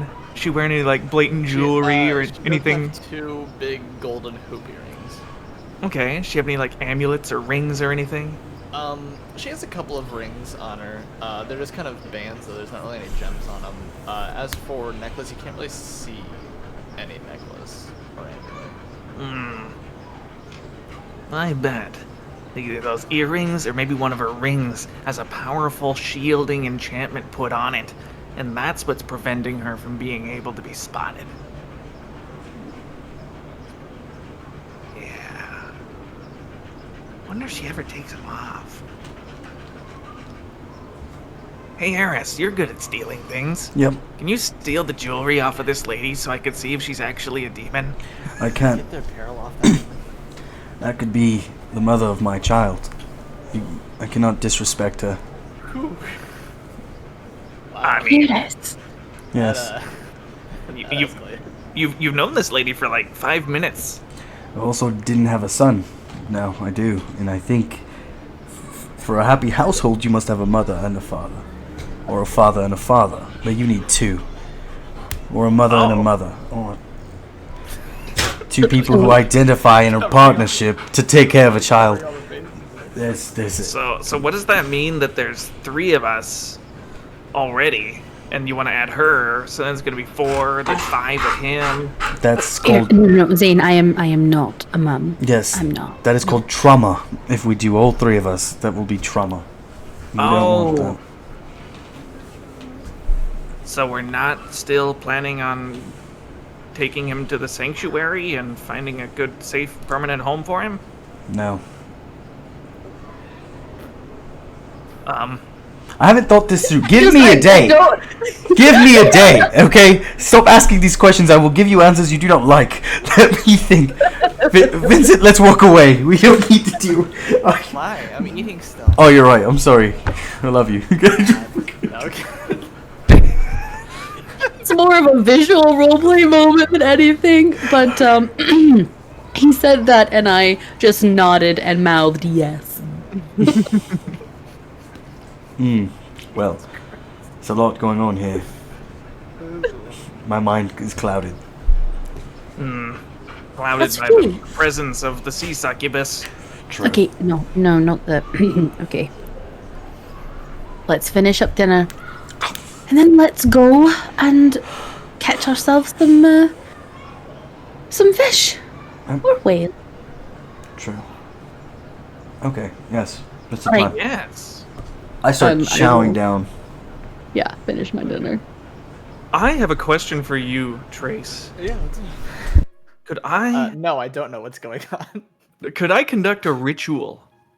Hmm. A magic ritual. All right, so I know how to use the ceremony spell to create holy water as long as I have silver, Okay. right? That's the material Yeah. component. Yeah.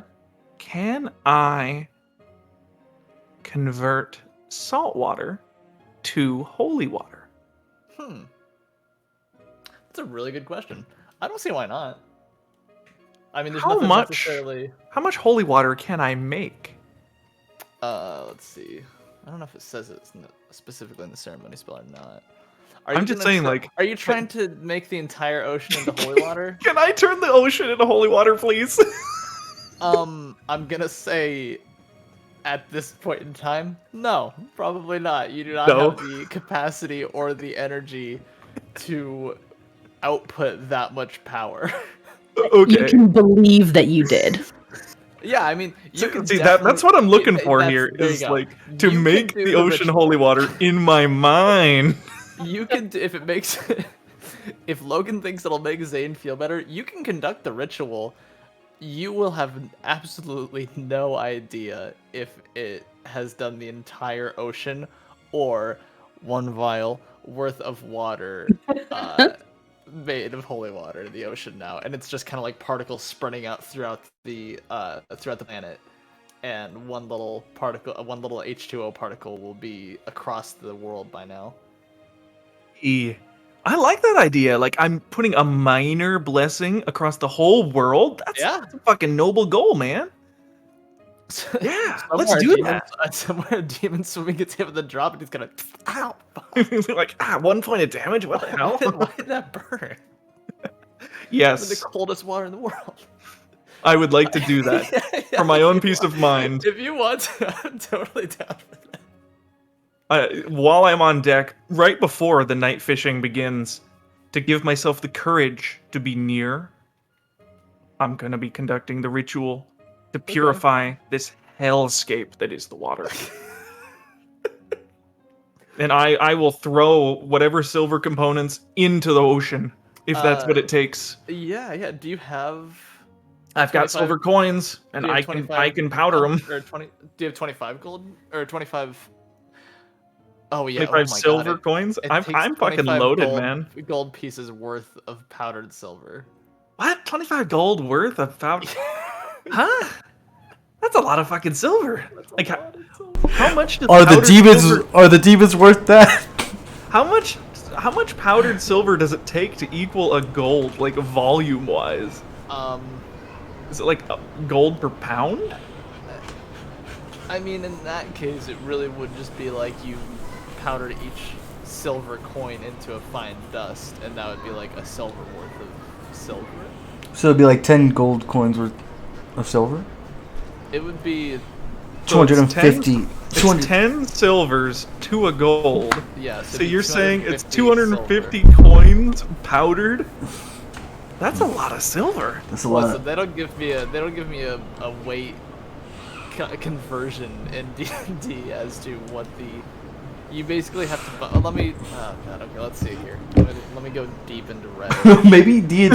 maybe D&D is just against you poisoning random demons, alright? Let the demons swim free, okay? Fuck you, demons! Cthulhu, beware. I am making this ocean holy. If only I were a cleric, that would be my divine intervention. Like, bless the entire ocean. It's all holy water. What? You just see a bunch of demons flying out. Yes, they like float into the surface, they're like belly up Cthulhu monsters. Yes. We're going deep into it. I wonder if that is like beyond the scope of a divine intervention. Could a god do that? I mean, this would be a good time for a break while we're figuring this shit out. Yeah. Let's take. Alright, we're taking a 15. Well, maybe a little 15. more. Maybe a little more. Maybe a 30. We'll see. Maybe a Yeah. 35. We gotta see how long it takes to research holy water rituals of the ocean. So hang in there, and we'll be back.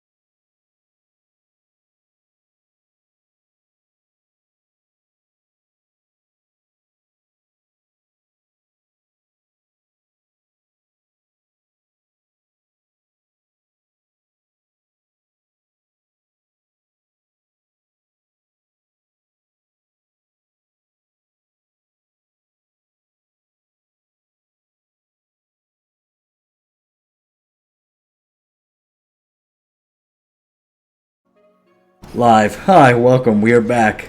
All right. Welcome back. Oh wait. After our long period of Oh, we're absence, not back. Oh, we're I mean, on. it has been a hot minute.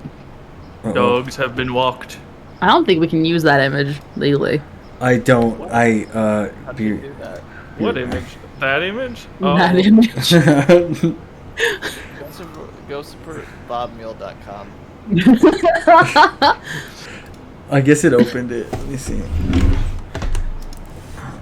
this. Cancel. Do this. Do this. While he's setting that up, just so we can get one thing squared away, we looked into it.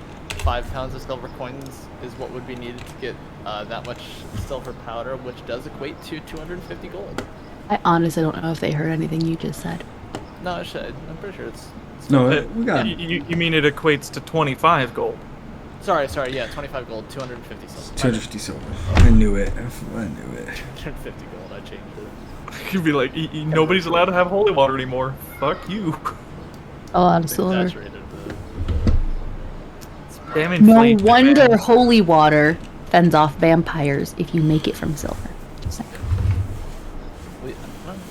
I mean, it fends off vampires as well as bankers. And werewolfies. Yeah, the bankers, because it's so expensive. That's true. And you're using up all the silver supply to make it? That's real dumb. And Let's go anyway, on. so yeah, you guys eat your dinner and kind of chill out for a little bit. And as the night kind of drones on, you kind of get back onto the deck of the ship. Most of the shipmates have been, or most of the crew kind of are sleeping at the moment. The only one really awake at this hour would be Captain Beng, who I've recently, in our little break, realized I haven't actually described to anyone. So he is this kind of tall water genasi with this long dark blue hair that's just constantly dripping wet. Has a little tri-corner hat where it's kind of forked in the, or kind of split like a V at the center of it, kind of directly in front of him with a kind of golden trident symbol just underneath it, and kind of has these light blue eyes with no pupils in them, and just kind of wearing a generic like kind of long fine coat that is black with some like golden trim, and then a like a kind of lighter gray jacket underneath that, and then a blouse underneath that with a necklace of like shark teeth. Dark tooth, hoo-ha. And he's just kind of on the he's just kind of at the helm, taking his shift of navigating and staying the course of the night. So I did have a question when I did my divine sense. Nobody on the ship, like no member of the crew, gave off evil vibes, right? Nope. Not No even. evil vibes, no gold or no good vibes. Not even. Zeph. No. I mean, she does have the connection to the large eldritch evil deity creature, so like, if anybody's gonna give it off, it'd be her, Vincent. I mean, yeah. With that, it seems as if that connection is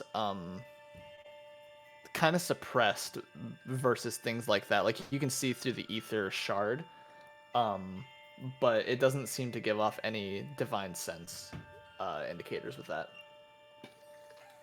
Okay. Because it's not necessarily her person that is doing anything kind of malicious or evil. It's just something kind of afflicted upon her. Mm-hmm. So it's not technically present, if that makes sense. Well, that makes sense. Like, it's not modifying her. It's just like.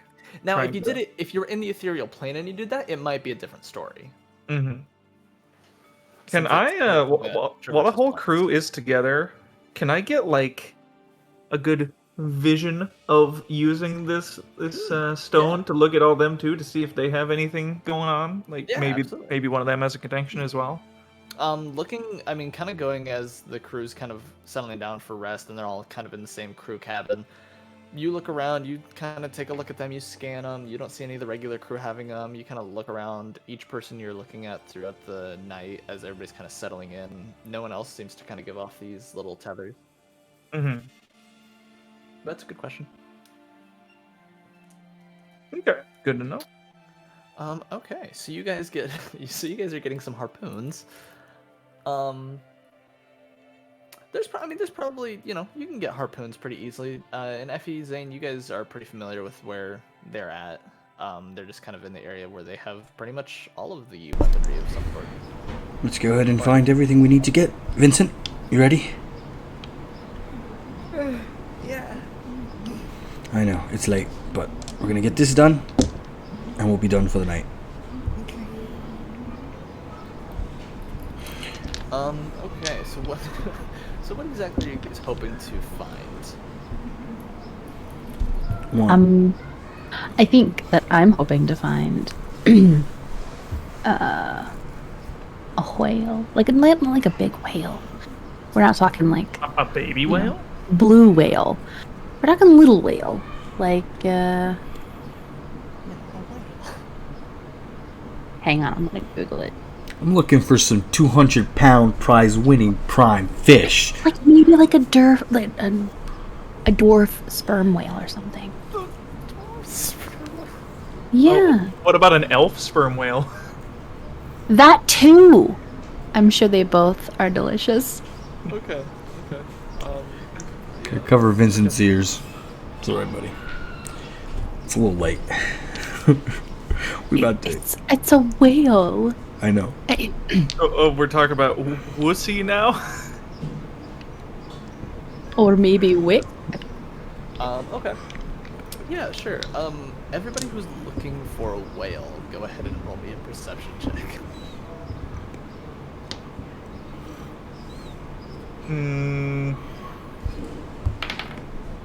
Perception is a +5. Dirty 20. I'm gonna roll at disadvantage because I'm trying to look through like my fingers. There.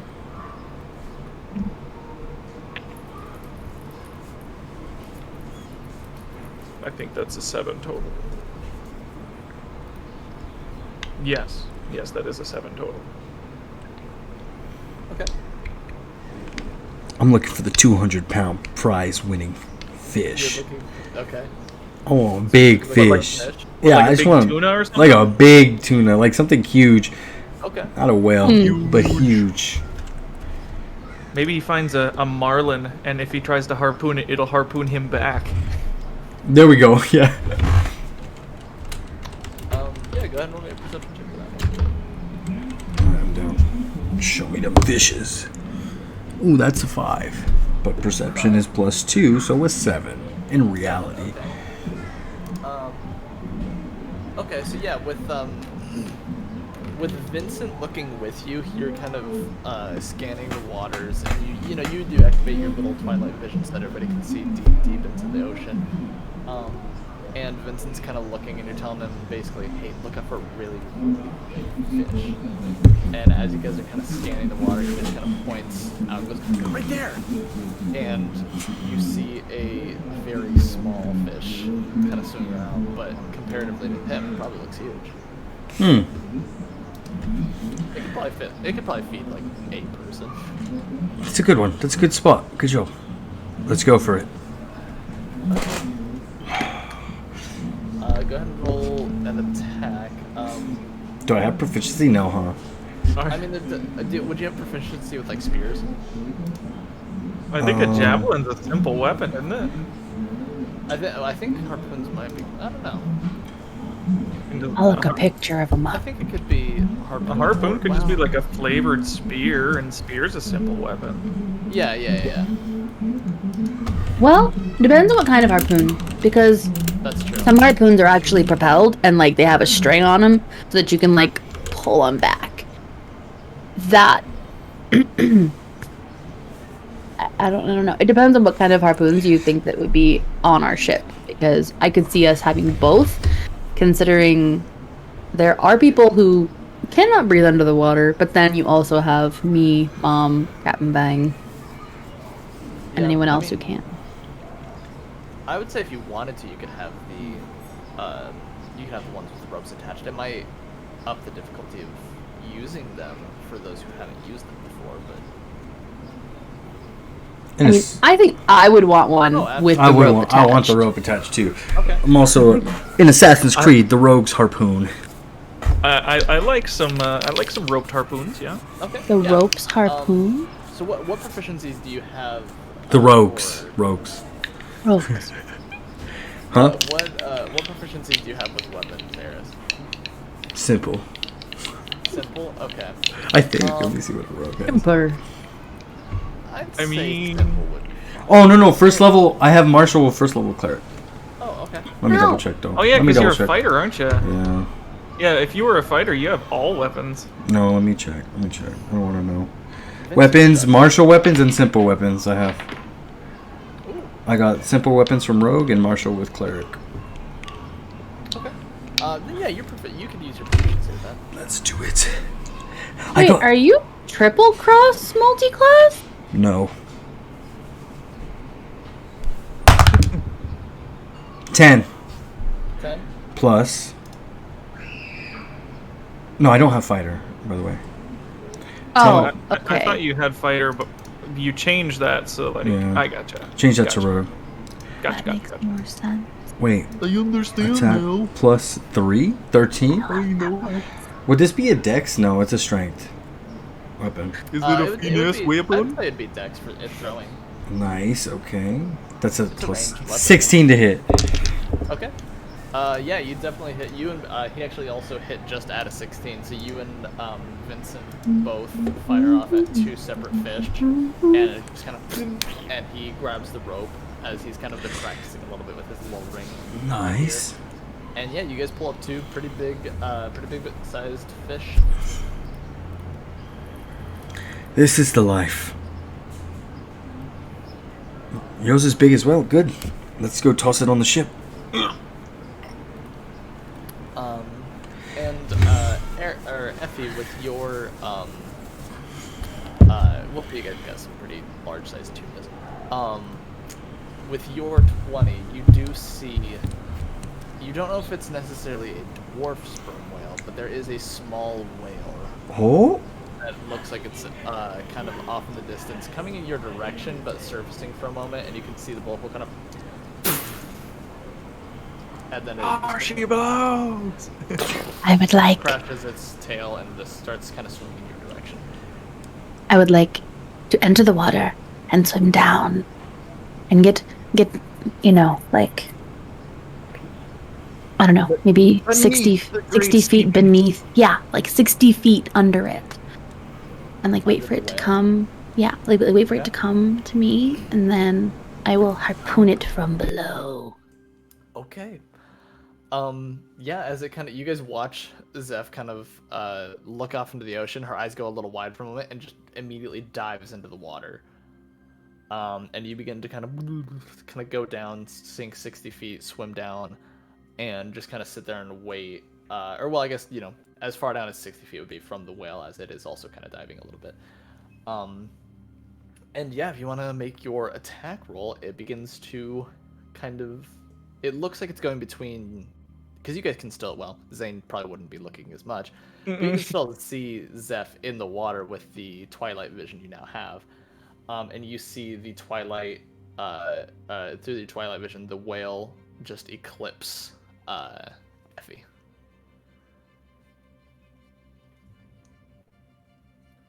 Eris, I'm not sure. She went in the water, didn't she? Eris, you're muted. Yeah, is she all right? She dove real deep. Yeah, I think. Do we go in? Yeah. Who? All right. Let's make a vote. Do we go? We go in, of course. Why are we thinking? And I smack him in the head. Man, that thing's huge. Come on. All right. You know what? I'll be right back. You just hold. Are you jumping in as the whale is going across Effie? Yes. Okay. You jump in. Cool. Effie, what would you like to do? Harpoon me! I just go. "Ah!" I mean, I'm gonna stick with my guns. Yeah. I mean, Because- there you don't is see him. There is Because, a like- large whale in between you two, you so can- unless you can got see one that. heck of an arm, I don't think the harpoon's gonna go Just- all the way through. I through go. through the whale. Okay. Yeah, no. On a natural 1 or 20, you hit. Yeah, no. I'm gonna keep with my plan. Because I'm not expecting Eris to be jumping into the water. That's crazy. Everyone on the ship knows when you're going after a whale, even a small one, like you don't get in the water. You stay above the water.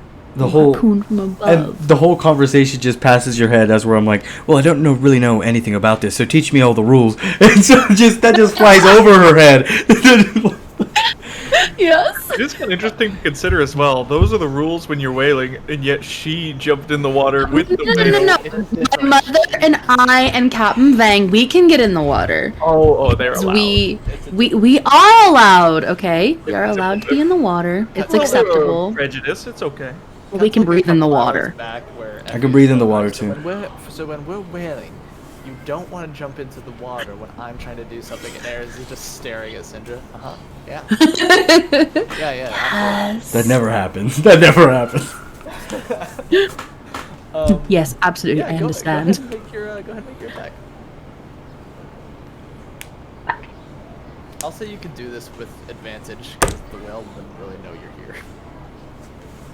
I'm gonna roll 2 dice. Okay. Okay. I'm using dexterity, yeah? Yeah. Okay.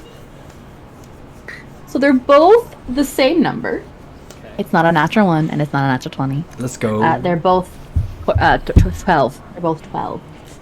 So that's gonna be a 16 total. Unless I can add my proficiency. What are your? Yeah, I think with proficiency, but I mean, yeah, more than enough to hit a whale. I mean, things- Okay. Just making sure. Yeah, no, you're good. And Eris, what's your plan here? Dagger out, gonna stab the whale from the top. Okay. Go ahead and also make an attack with advantage. We'll say this is kind of like a tandem attack, you guys are doing, since it's kind of simultaneously. Okay, that's a 4 and a 17. So 23 on the. That definitely hits. So both you guys go ahead and roll damage. For a harpoon, we'll say, yeah, it's just a reskinned spear. It'll be a d6 And plus this- your dexterity. I could do sneak attack here, right? Yeah, you can sneak attack it. Heck yeah. This is the first time I've used sneak attack, by the way. And it's to assassinate a whale. 9 points of damage. Nice, okay. 16 points damage. 2 6s and a 4. Okay. Oh, man. Yeah, you get on it and you just like sink into the blubber with your dagger, and you're kind of holding on via dagger at the moment. There is there are things you can grab onto, or like the blowhole you can stick your hand in if you needed to. Eris, Your or hand Effie, in the are you- blowhole. Yeah, why not? Effie, are you holding on to the rope afterwards? Of course, Okay. yeah. Yeah, you. And the rope kind of almost spirals with it, and it sinks into the blubber, and you kind of grab on, and the whale immediately. Zane, you don't see this, but Vincent is telling you in real time, word for word, like what's happening. It's like, alright, so, oh wow, you got. Hey, Zane, I have a question. Yes. Should we be worried if they're getting deeper? Yeah, I think we should be worried about that. Are they doing that? And you two, as it goes, you're kind of level, and it's kind of just like going directly underneath the ship, and then both the attacks land, and it immediately kind of goes down at an angle, with a little bit more speed, and you guys are able to hang on, but you're kind of at an area where you're just kind of holding on to this as it's kind of going through at about 60 feet per round of movement under the water. Oh, sheesh. What would you guys like to do?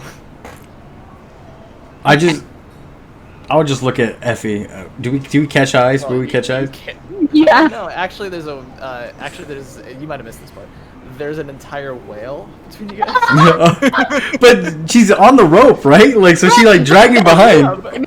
If She's like if the 80 whale feet starts to go under, like as the whale is like passing her, she sees him on, and they're just like, Then we just, I'd like, what are you doing? I just in my head I'm thinking, she can breathe underwater, right? I can as well. Yeah, you guys are I'm good. just like, okay, just follow this down until my bones start breaking. So So what I'm So gonna I- do so I have a is I'm confirmation gonna You're holding on until your bones start breaking. yeah, we're both holding to the end. We're here. I'm gonna use the rope to pull me in to the whale, Okay. and then I I am going to use my shape water cantrip to shape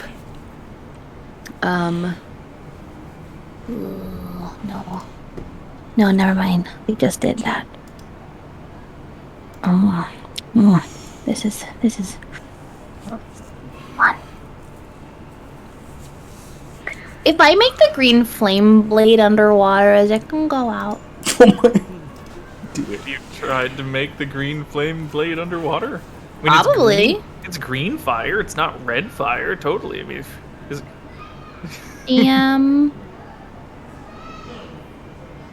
magic Then- fire. I'm gonna look at it. Doesn't God, I being can't underwater see. give you a resistance to fire damage, though? So yeah, it'll have resistance to your attack, but it's a magical flame, so it doesn't necessarily react with oxygen. It doesn't really react with beating. It doesn't necessarily extinguish like that, unless by like some other magical means, like tidal wave or something like that. You know what? I don't have to do that. Yeah, you could. I can pull out my shadow blade. I could cast what? No, no. Yeah, that's right. Nothing. I was gonna say you could do tidal wave just for fun. I don't have tidal wave. I know, but it'd be fun. I would like Yeah, to spell it'd be funny tidal if I wave. had it, maybe. Yeah. Okay. I'm gonna just start guiding bolting its ass. I can't. Okay, so yeah, I'm going to, because this is probably the first time I'm ever gonna catch a whale by myself. No, I don't count Eris as helping me. So, I'm about to guiding bolt it. I'm going to cast Shadow Blade on one of my well, the only thing I'm wearing currently is my scimitar, so I'm gonna go ahead and cast Shadow Blade on that. And then as I like bring myself finally like up to where I harpooned it underneath of it, I'm gonna grab onto its skin and sort of like pull myself up to where its like lung might be, and I'm going to try and stab it there in its lung to try and deplete it of its oxygen immediately. Okay. Yeah, go ahead and attack.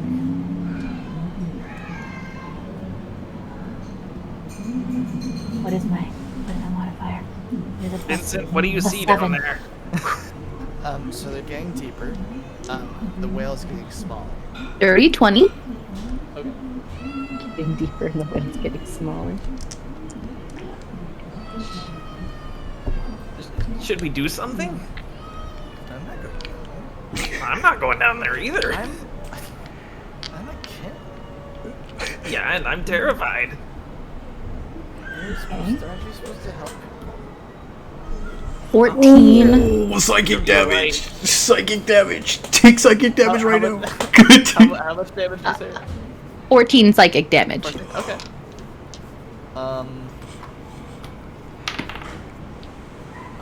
Yeah, you get it, and you kind of sink it deep into it, and you feel a little bit of a puncture. I'm gonna go, You know, besides the one you've already stabbed through. if I can, guiding bolt it in the head. As I see she's attacking, I'm like, oh, that's what we're doing. I'm just gonna go to the head and just... Are you trying to do this at, like, if you're seeing her do this, do you want to try to do it before she gets there? No, because I kind of don't know what's going on, what we're doing. I don't know if we're... So I just take cues. I just mean like if you're wanting to try to give her the advantage with the guiding bolt. Oh! Ooh. Ooh, yes. She already hit, but she could roll a natural 20. Yeah, I would like to do that then. As I see her getting ready, I just and I want. Yeah, go. Let's have you roll your getting roll real quick to make sure it hits. Though it'd be really difficult not to. So, Razzie, go ahead and roll another attack. It's gonna be an 18. 18 plus 5. Let me just make sure. Yeah, definitely hits. Okay, and I'm gonna do. I want to roll this one. Let's do this guiding bolt. Cast that. 46. I'm not gonna look at it. Okay. Well, Okay, it's gonna be 3, really hard 4, to tell if it's a natural 2, 20 if you 1, don't. 7, 9, 10. 10 points. Low guiding bolt damage. It's a 16, Okay. which is better. It's gonna be a what's 16 plus 7? 23. Yeah, you kind of it starts veering on one way, and then you kind of whip this guiding bolt around, and it kind of spirals in the water and smacks into the side of the whale's head, and it kind of makes it alter course a little bit, and it gets a little higher, and then it begins to rise a little more in your, well, this is just kind of your perception, Garrus. Evie, you kind of stab into it, and after your hilt just gets to the end, and your hand is just like almost in the blubber, you kind of look around and see that you're starting to rise as well. Zane, you hear Vincent after he's asking if you're actually supposed to be helping people or not, and goes, "Oh wait, it's getting bigger now." Oh, okay. So they're handling it. Maybe. It's a whale.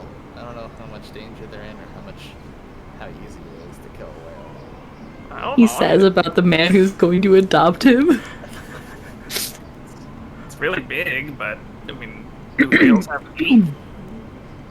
I don't know. I don't know either. I mean, it's a hellspawn creature of the deep. I don't know anything about them. What do I look like, a whaleologist? What's a whaleologist? I don't know, study of whales, I guess. Oh, they have those? I don't know, it was a joke. Eris is trying to teach me. Oh, well, you might learn how to tell jokes from Eris at some point, but only if he's alive. I think we're learning sarcasm at this point. I want to like lean over and crack an eye, look down in there. How bad is it? Roll me a roll me a perception check. You can decide if this one's straighter with disadvantage. Let's still see disadvantage. Okay. Disadvantage by terror. Aw, that would have been a natural 20. Aw, well, That's pretty it's a funny. 13 on the die, so 17 total. Okay. Yeah, with your perspective, there's a massive whale going up directly towards the ship. Like the mouth open and everything, like it's going. I reach into my pocket. Hey, is this thing dead? What's going on here? It's coming towards the ship. That's a good thing. Its mouth is wide open. It looks like it's gonna try to bite it. Effie? Yeah? Can you go ahead and just... What's the situation? Well, it's coming up. Usually we've got another person up top that will finish it off in the brain or something, harpoon it, but it might also just be dead, because normally it doesn't come up top if it's not dead or dying. Alright, you got that? Does it look dead? Zane, get the hammer out and get ready to finish it off. I can't reach it with the hammer unless I jump in the water. Don't you have divine abilities? There's another harpoon up there. Come on. Let's go. Oh, right. You should Harpoon. Vincent just hands you his. make you a holy weapon. You can do it. Okay. If Eris taught me anything, it's that you have to believe in yourself, and sometimes lie to other people. You got this. And he's just gonna stop. Oh, that's not true. That's my boy. Okay. You know what? You know what? Fine. I will throw this harpoon, and I'll do you one better, kid. I'll throw this one too. And I, like reach Double down, fisting harpoons. And grab both harpoons, and I want to just like throw them down at this thing. Oh man. for this one time, since he's making such a revelation in his life on a ship in the middle of something he hates, I'll allow it. I mean, I do have 2 attacks per action, so throwing 2 harpoons could happen. That's fair. That's fair. It It would just be difficult to do two at once. Do I have Maybe disadvantage, maybe or is that's it just up to like? you. I mean, yeah, I'll say disadvantage. Okay. That's a 2 on the die Nice. for one of them. Okay. If it's gonna be, that's a 1 on the die for the Okay. other one. Is that just for one attack? No, that's for Oh, did you both roll- did you roll attacks. Oh, okay, cool. Yeah, so a 2 for the left harpoon and a natural 1 for Okay. the right harpoon. Just, Um, yeah. Razzie, even or odds? Evens. Evens, Always. okay. Cool. Eris, you're kind of holding on, and you take 3 points of slashing damage as you feel something kind of graze your calf. You hear, or how do you do bubbles? Screw it up, papa. Yep, that's how you do bubbles. Vincent's standing next to you, Zane, looking over the edge. Were you aiming for Eris? No, I was aiming for the giant open mouth of the sea beast. Did I Oh. get him? As I'm No, like closed eyes. If you weren't aiming for Eris, in that case you could probably use some practice, I think. What? Open an eye. Did I get Eris? You see a little blood trail coming up from Eris's leg. Oh shit. What are you two doing? I still hold down. So, from underneath this beast, Yeah. I don't know what's happening up there, right? I'd say if you want to make a perception check, you could probably catch something of this situation. I'm gonna have to start rolling on there. That's a 3. Pretty sure my perception's a +2. Oh, it's a +5. So that's what's 8. You see blood, but also you've stabbed into this thing a few times, and you know Eris has too, so you don't know whose blood it is. Right. So I'm just gonna continue to encourage them. It's good. This is good. Keep doing what you're doing. It's dying. I can see. Effie, he missed. Harpoon hit my leg. Fuck! And I'm gonna guiding bolt this bastard one more time. And I just guiding bolt the whale. Go ahead, attack.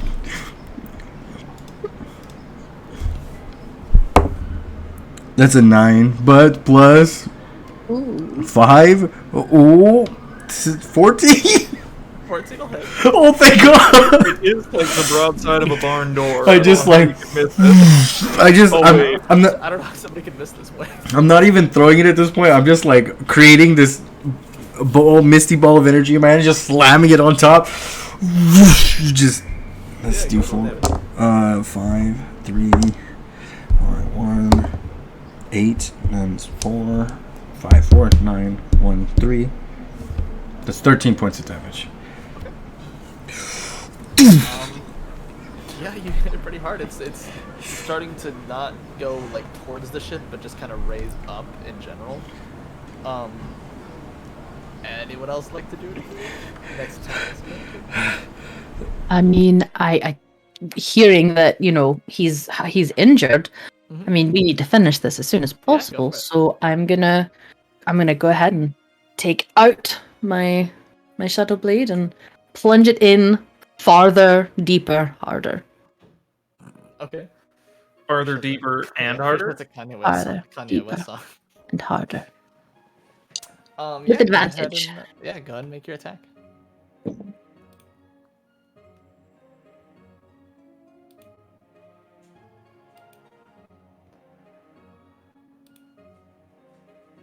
Okay.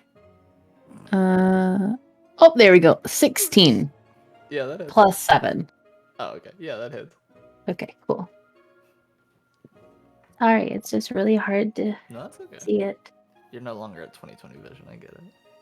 I wasn't at 2020 to begin with. That is the next one. 13. Okay. Hmm. From what you gather with this whole situation, you are still rising. Eris, you don't really see anything changing either because you really can't see much other than you're on its back. Vincent's kind of looking up and go, oh, I think its eyes are closed. This thing's been dead the whole time we've been rising. We've just been overkilling.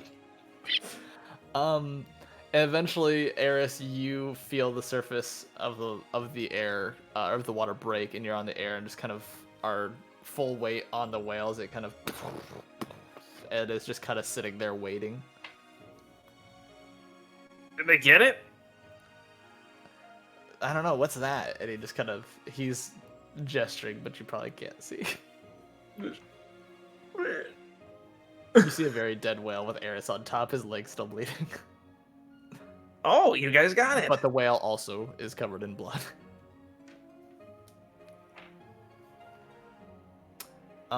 And yeah, Effie, you're able to, it just kind of stops moving after it breaks the water, so you could probably reason that it's dead. I will relax under the water, let myself. I'll drop the shadow blade and just let myself sort of float in the water, holding the rope of the harpoon.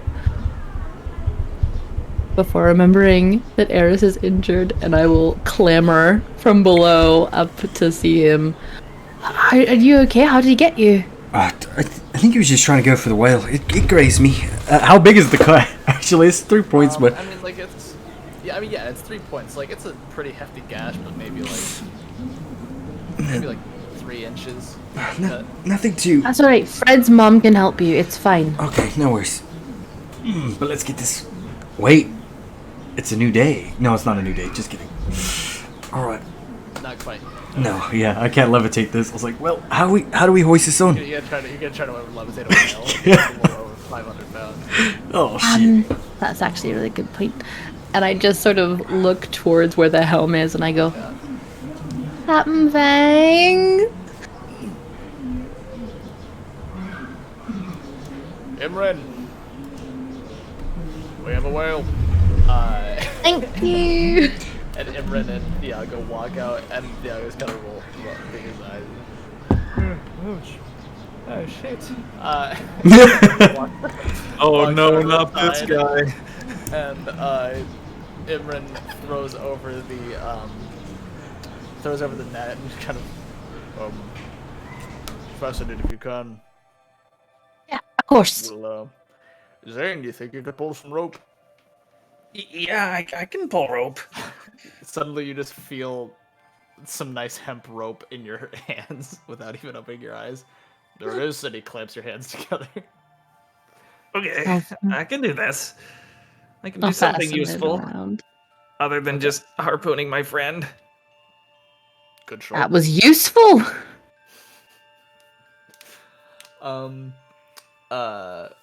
Right, to fastened in. Never any hard feelings, Zane. I'm proud of you for throwing. Just know that. Looking. Yeah. It must have been hard. Thiago had gone to go get a few more sailors to help, and with Zane, Imran, Thiago, and like 5 other crew members, all of them just kind of begin to hoist the whale up, and it just kind of slowly is like, and you feel that, Zane, this is probably, if this wasn't your own personal hell already, you feel the ship begin to tilt that way as the full weight of the whale just kind of... Not enough to capsize it, but... Is this supposed to be happening? Some water does get up on the deck and kind of the ship's tilting?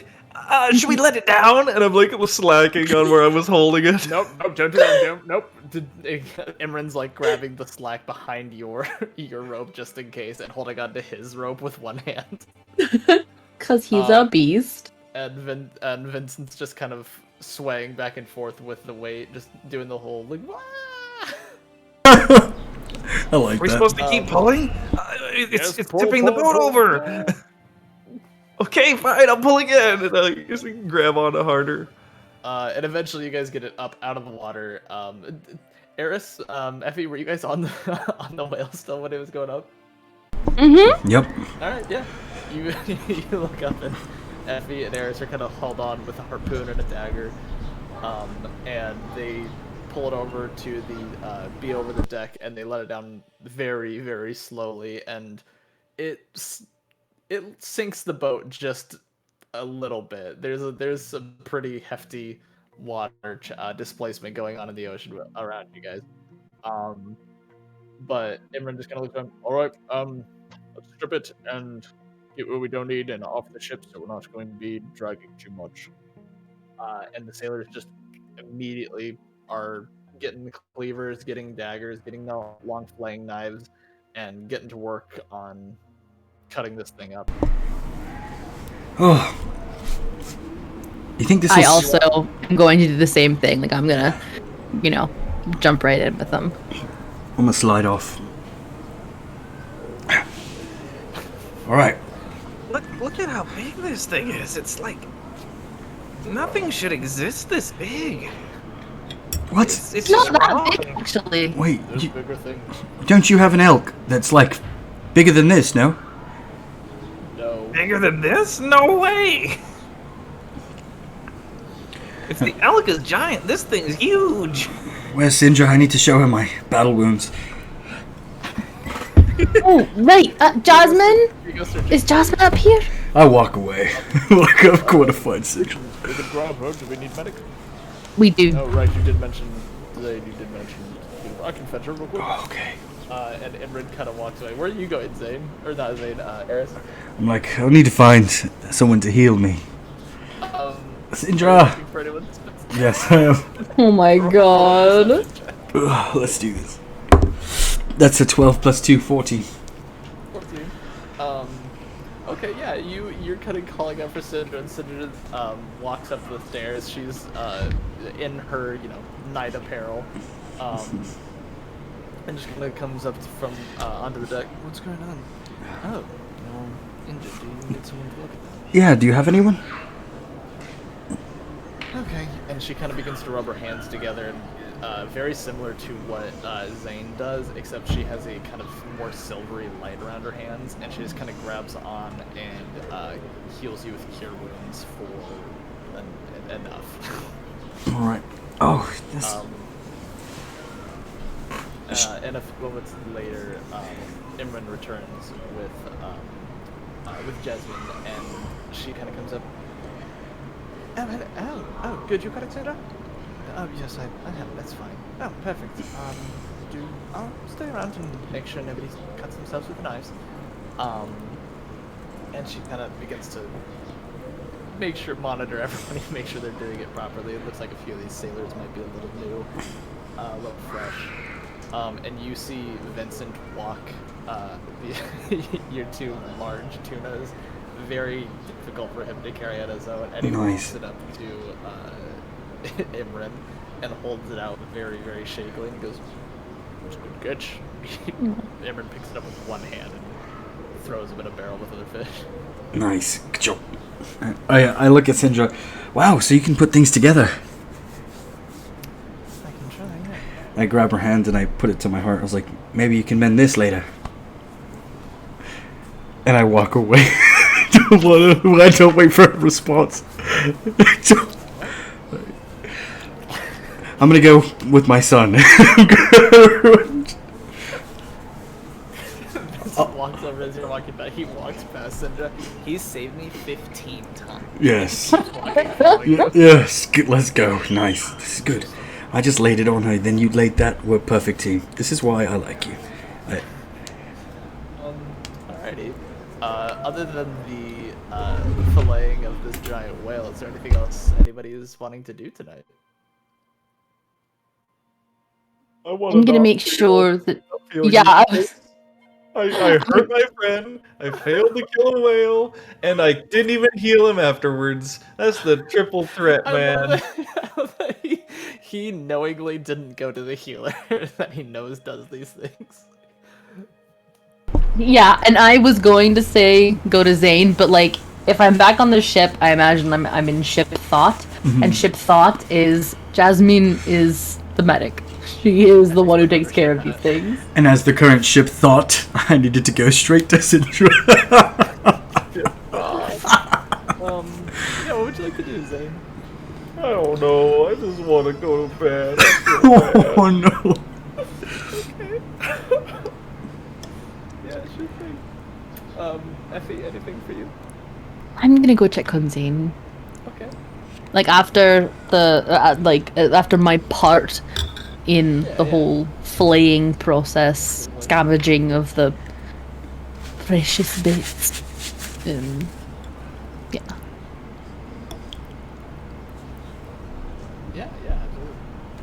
Go. Just knock on the door. Zane? What is it? It's me? Zephy?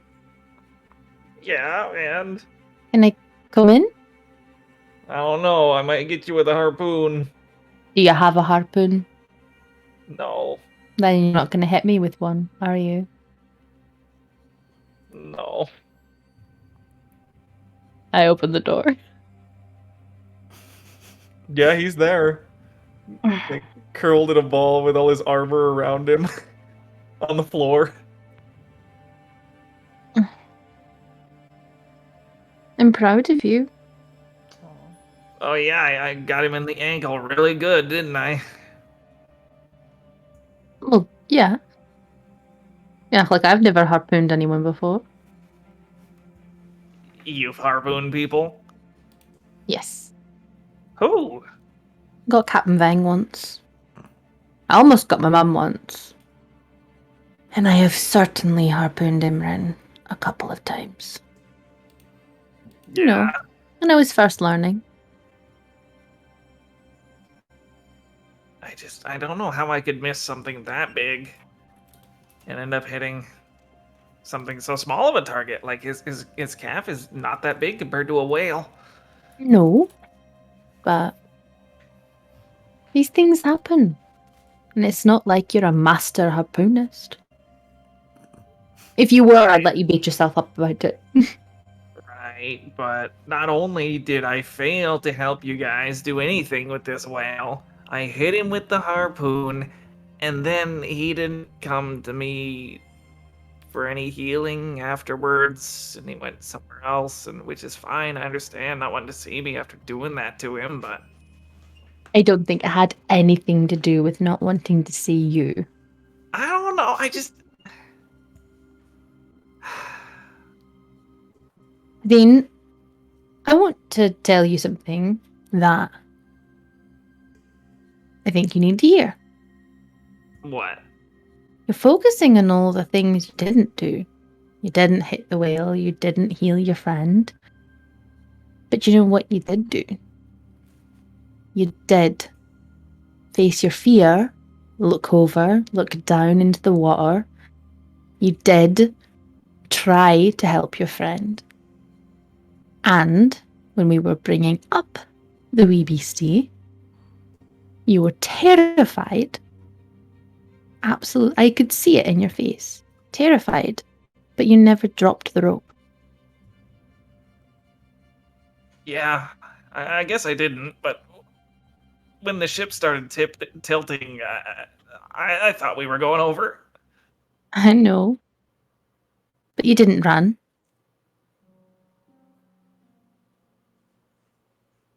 Where would I run to? The ship's the only place that's safe in miles and miles around. I mean, You could have run to the other side of the ship, held on, cried like a baby. I've seen it before.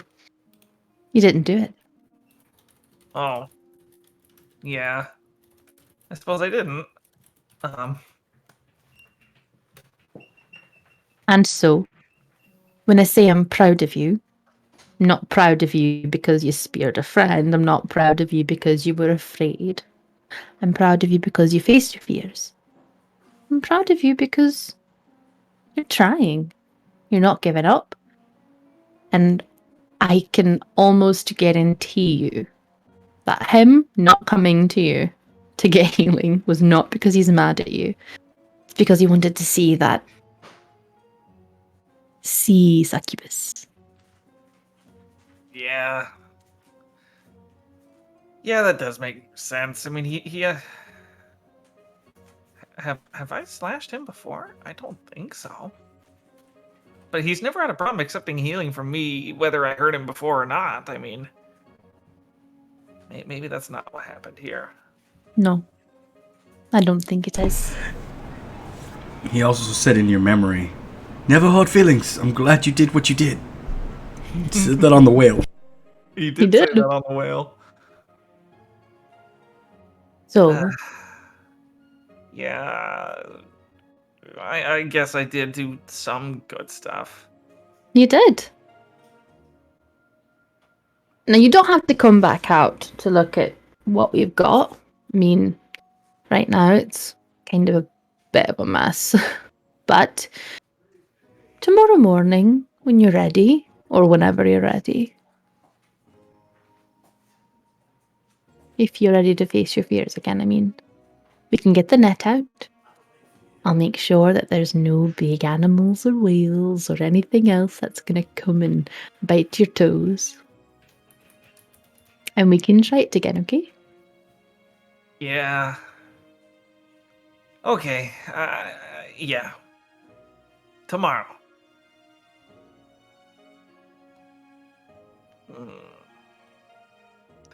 Thank you, Zeph.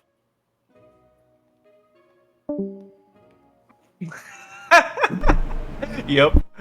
Says thanks. Okay. See ya. Okay, there she is. Sorry about that. My Discord just does not like me today. Your Discord doesn't like you receiving thanks. I understand.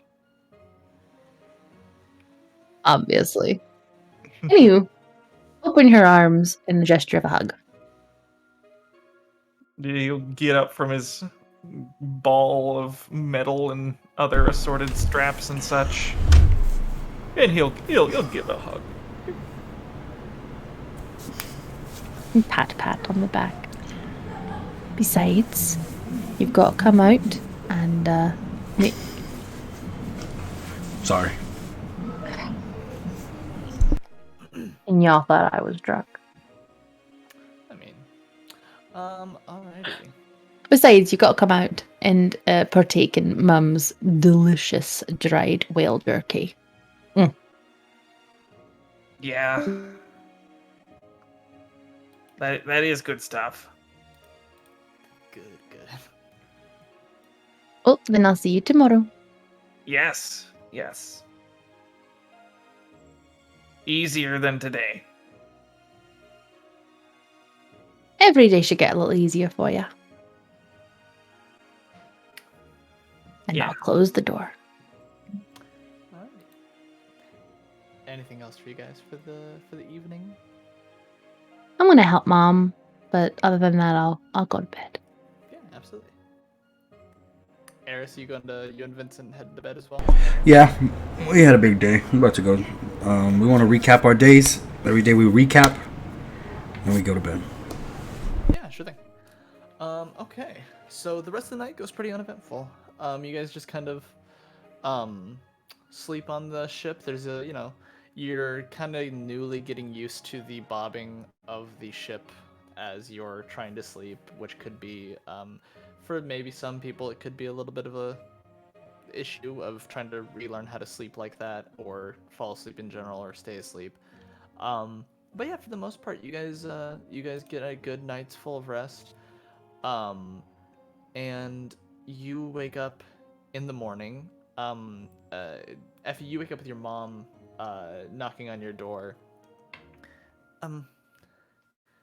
Guppy, we have something out here for you and your friends. Hmm? There's something out here for you and your friends. What do you mean out here for? I don't know. Okay. Okay, I will hop up, put on my clothes for the day, and head out to see what I have for my friends. Okay. Yeah, the other two of you guys just kind of wake up naturally, unless Effie is going to attempt to go wake them up. But yeah, you guys are also up bright and early in the morning on the ocean. Yes, I will actually wake up and I will walk with my eyes open. Oh my god. Alrighty. Eris, you waking up and going out as well? Yeah, so I'm gonna wake up and first conversation. Hey Vincent, look, I don't want to make decisions without you. Okay. What do you think about Syndra? She healed you, so that's nice. That's pretty cool. She seems pretty cool, right? Yeah. Okay. All right. I might like her. Cool. Yeah. You like girls yet? Or boys? No? Nah, it's just kind of, I don't know. Kissing people is weird. It is weird, actually. It's not normal. And we need to stay away from it for as long as we can. I'm old. Rule number 2, don't kiss anyone. No one. No But one. now let's go find Uncle Zane. I think he's pretty upset about what happened yesterday. Okay. Wait, you were with him upstairs, right? Oh yeah. What happened? Like, how did he miss that whale? I think his eyes were closed. His eyes were closed. That's what happened. Okay, because, you know, Uncle Zane is really good at fighting. It could have been the sarcasm though too. Okay, like, because he doesn't miss like that. I fought around him. He will literally block blows with himself and fight. Like, he doesn't do that. But his eyes were closed. That bastard of a man. Okay, it's okay. We're not mad. We're not upset. Okay. No, I thought it was kind of funny. It was pretty funny. And it's okay. He tried. I mean, you're fine. You didn't die. Yeah, exactly. You're fine. And he faced his fear. Yeah. Alright, let's go find them. Okay. Yeah, you guys all meet out on the deck. And there are little packages with little tags that have your guys' name on them. Just sitting on the deck in the open. Weird. Do we all see these? Yeah. Were you expecting anything? I was not. How Me did they neither. deliver this stuff? Like, we're in the middle of the dang. We're in the middle of the ocean. No, it's okay. It's okay. I'm guessing some flying thing delivered it. Can I check them for traps? Yeah, go ahead and roll me an investigation check. Alright, let me see. Let me see if we can get anything out of this investigation. Oh, okay, that fell off the board. That's plus 3, 16? Yeah, there's nothing on them. You kind of slide your hands around and make sure there's no no mechanism that would like release any gas or anything that would like snap your hand if you tried to grab it. Kind of open it, or kind of trying to test opening one of the packages a little bit, trying to see if there's anything inside that would give, or any little twine that would snap, causing any mechanism to go off. But yeah, they look in the clear. Okay, yeah, they look nice. I pick up the one that says Zane. Zane, this is yours. It's not trapped or anything. And I give it to him. I've never really gotten a package before. What are you supposed to just open it? Yeah, just open it. Let's see what's up. You never gotten a package before. Yeah, let's No. let's just watch Zane open his up. Okay. Yeah, him It's first. a little like probably about 2.5 foot long by like maybe a foot wide. Just like a little package. It's a little hefty. There's some heft to it. I bring before he opens it, I bring Vincent and I about 20 feet away first, and we're gonna watch from right here. Yeah, no problem. Okay. Shake it. Hold it to my ear. You're brave.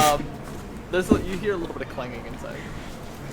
It looks like there's something. It sounds like there's something. The first initial kind of cautious shake. There could be glass in there, maybe. Ooh, maybe better not shake it. Now, Zane, remember, I don't perceive any traps, but that does not mean that it is not trapped. So, be careful. You are the strongest. Yeah, you open it. Inside there is a little cylinder, like a stainless steel cylinder, about maybe 3 inches tall with a 5-inch diameter, or sorry, 5-inch radius. So Yeah. 10-inch diameter then? Yeah, 10-inch diameter. And a light, what looks a little quiver, and a bottle with some blue liquid in it. Oh. Okay. Can I look in this cylinder? Yeah, you open it up. It looks like there's some form of wax in there. It's like kind of a gel-like substance in the. Dip a finger in there. It smells like polish. It tastes bad. He put it in his mouth. That's weird. It's a brave move. I don't know what's in there. It smells like some sort of polish, though. Maybe neat. Put the thing back on it. Is there anything else in here, like any paper or anything like that? Yeah, you can see just underneath this quiver-looking object, a little, what looks to be a little piece of paper. Okay. As I'm like picking up the quiver to move it, like, what's in the quiver? As of right now, it's dark. There's nothing inside of it. You kind of look in, it's empty. Reach in there in case there's anything like in the bottom. No, you don't feel it. Put the quiver down, grab the paper, and like, is it a note? Is it like a picture? Yeah, as you open it, the first it kind of looks like it has a couple of things listed on it, in the contents of which there is like things listed. It says container of polish, potion of water walking, and light javelin. And then it details some of the things that they do. The container of polish, as an action, you can polish a set of armor and gain +1 to your AC for the next 4 hours, but that will run out. It'll probably be about 6 uses. Potion of water walking, self-explanatory. You can walk on water for about an hour. I think it's about an hour. I'll double check on that. And the light javelin is a quiver filled with light to pull javelins from. Mechanically. Each javelin will do 2d6 plus charisma and uses your charisma modifier as an attack. Oh. So it's like a sunblade, but javelin. A little bit. The light fades after 10 uses, after which you will need to, it will need to be opened up towards daylight or some kind of equivalent. Also mechanically, if attempted during combat, this will take an initiative. So essentially, Okay. you open up it towards the sun.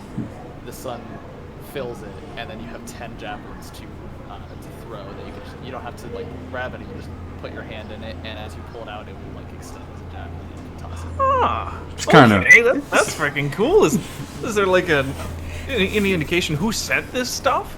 Yeah, as you kind of look down, you actually hear an audible message from the note. For the times you need to help your friend from afar, take harder hits, or aid in conquering your fears. Use these well, Zane.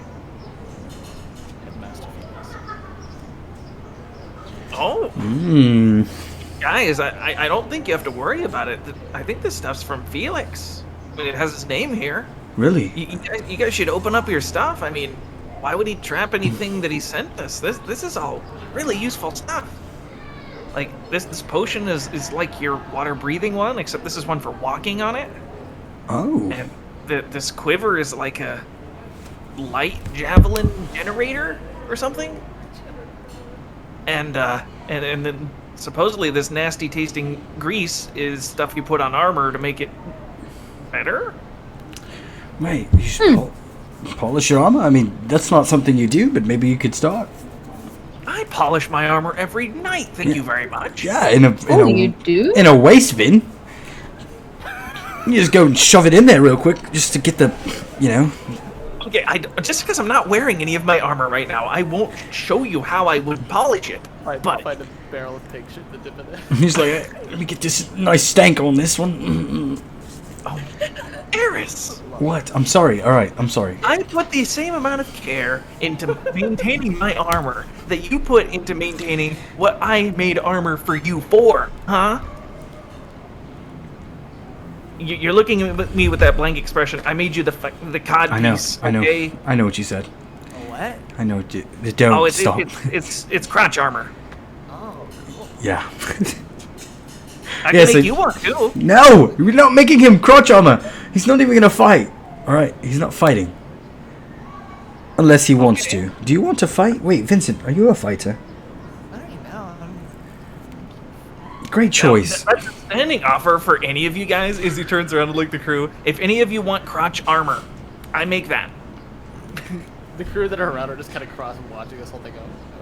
Don't tell people that out loud. It's like something you offer as you become friends with them. You just say, hey. It's fine. All right, Effie, do Why you don't want you guys open your gifts? to... Okay. Effie, do you want to go next? Yeah, sure. Okay. I will kind of slowly at first, and then like lose all pretense of not being excited about this, and just tear it open. Oh, shit. Okay. The first thing you see in there is a little bracelet with like an aquamarine gemstone. Ooh. And Oh, then that's the pretty. other thing you see is a little what would be considered to us like a little tiny plushie, but it's like a spectral hippocampus that kind of swims up your arm and just kind of lands on your shoulder. Hippocampus. I thought that was a part of your brain. Close. I look. Well, yes, but I look. I like. First of all, how big is it? Because normal hippocampus are huge. No, this is a miniature one. This is like Okay. Yes. Yes. Spike it too. Yes. Yes. Uh-huh. It's Yep. pretty much like that size. Okay. Okay. Which is Great. Great. Cool. to those animals, but still. Right. And there's also a little piece of paper on that with you as well. Hi. I look at the spectral hippocampus. Okay. I open the paper immediately. You have the hippocampus of focus and the bracelet of suppression. This aquatic animal will follow the user, usually in a pocket or on their shoulder, and can keep one extra spell prepared for the caster. Ooh. What? Bruh. It's Bracelet like helps, a friend of spell storing. the bracelet helps ward intrusive mental connections. All interactions, this is also mechanically for us. All interactions with the cryptid attempts will get through a wisdom saving throw from the wearer. So now instead of it just happening, you'll be making a wisdom save to see if you can to help kind of shield that from you. And the DC for that will be for now is a 20, and then could potentially get lowered as it gets easier. Oh my and at the bottom, gosh. and as you open it, it reads: "To the one who had disadvantages thrust upon her, I was working on these in the hope that they will help you focus more. Headmaster Felix." I put on the bracelet immediately. I mean, there's nothing really physically that happens, but you do feel like, even if it's just a kind of, God, what's it called? When you trick a kid into thinking something, God, I can't think of the word. Reverse psychology. Gullible? Yeah, like a Gaslighting. Placebo effect, okay. Like a placebo effect, almost like you put it on and you immediately like whatever anxiety you might have been feeling about any kind of cryptid, especially like having this kind of come through your mind or reading it on there, immediately subsides that anxious feeling, even if it's just like a placebo effect from it, and it's also very stylish. Huh. He gave me this. It's well, I mean, if I understand it correctly, is going to protect me, or at least help to protect me from the cryptid. Mm. And this, and I reach up to, gesture to the spectral hippocampus. This miniature hippocampus is... It's gonna hold a spell for me, so that if I get too tired and I don't have enough energy to cast anymore, I can call for him. That's handy. That's pretty nice. It is. Wow. Does he talk? Well, You talk? I don't think so. Normal hippocampuses don't talk either. Well, he still seems able to communicate somehow. Maybe you should clear whatever spells you're going to have him rolled for you before you put him on him. Maybe he has a preference. I will Prefers to only have sending. he likes. certainly I only want think to. like that. I just want to kill. Give me fireball. Just let me hold one. What would you like to cast? Forward kill. Oh God. I kill everything. Absolutely. Well, I guess that leaves me. Open it. Okay, well, I'm a thief, all right? We don't usually get presents like this. Okay, think of here. He takes the word. He scribbles out the word heiress and and puts Jeffrey. I'll take that. And I just let's look what Jeffrey got, and I open it up. You see a very nice ornate pen, and what looks to be a large, like a leather pouch with a skeleton on the case where the flap opens. Huh. And then, so a pen and I like this. This is a paper, and I'm going to open this paper up. You have an ornate pen. You'll have advantage on forgeries and have proficiency with forgery tools while this is in your possession. The quote-unquote, and that is written down, skeleton key lockpicking set. You'll have advantage on all lockpicking checks when you're using these ones, and they cannot be broken by normal means. So if you roll a natural one, it can't break. Oh my! And then at the bottom, you also get a use in those moments when crime is the only way to get what you need. Or even if you don't. I'm not a cop. I have master feelings. Nice. Well, I don't think he remembers that I stole his book, and he gave me some. Wait, what? You never liked that. You just opened them. You just stole it just to steal it. Yeah. Well, I got a pen for forgery and a lockpick set, a new one, and I just grabbed my old one and I give it to him. This is yours now. Score and walks away with it. Vincent, yeah. Which one did I throw out? I kept the skeleton one just to make sure. I just gave him my old bag. Vincent tries to steal the skeleton one. Say, hey, hands off. You're doing great. Stop. Yes, great. And then, wow. So we have Felix's stamp of approval. I mean, isn't he dead? Hey, you sent this stuff before?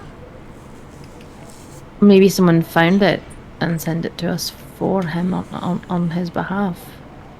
Or maybe he's alive. Yeah, maybe. Huh. I wonder where he is if he is alive, though. Why wouldn't he contact us? Well, this is Unless contact he now. can't. Yeah. I mean, he just did with this. Right, but I mean... I don't know. It's okay. I mean, at least we got these. This is nice. This is good. So, I guess our next move is... Wait, we know our next move. Flint Skull Yeah, Tribe. I mean, what we're doing really isn't changing, I don't think. Yeah. Eris, go ahead and roll me a perception check. Okay, let's see what I got. Natural 20. What do I say? Okay. Where do you have the pen at the moment? Put it in my pocket. Holding on to it. Okay. Like, have it. Do you have your backpack on you, or would you just let that in your room? I would have my backpack on me because we just came out. Okay. You feel like a warm sensation from the pen, and also like a little bit of a heat from your bag. Hey, it's in my bag. And I go, and I open the bag. You pull out the tome that you stole from Felix's office. Oh my. And they're both kind of emanating a little bit of a glow. And then after you kind of Yeah. hold them both in your hands, they both fade and they begin to cool. Hey, did your divine self sense anything right now, Zane? What? He looks up. He's been like trying to figure out how this quiver works. He's like looking in it and like pointing it at stuff. Like this. Where are you pointing it? At Eris.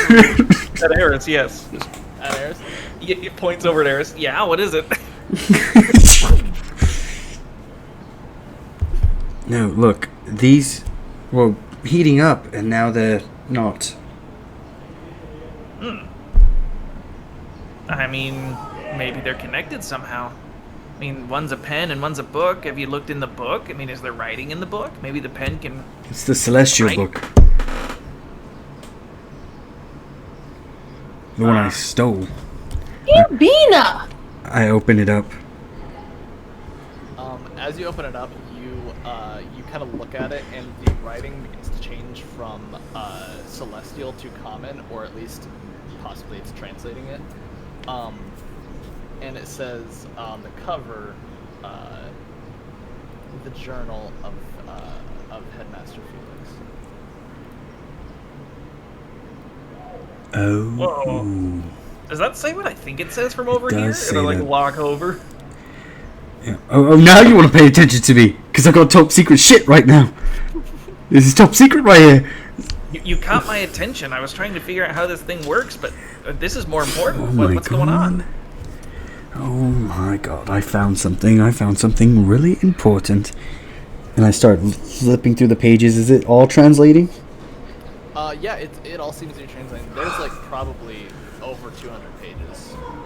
Oh my god.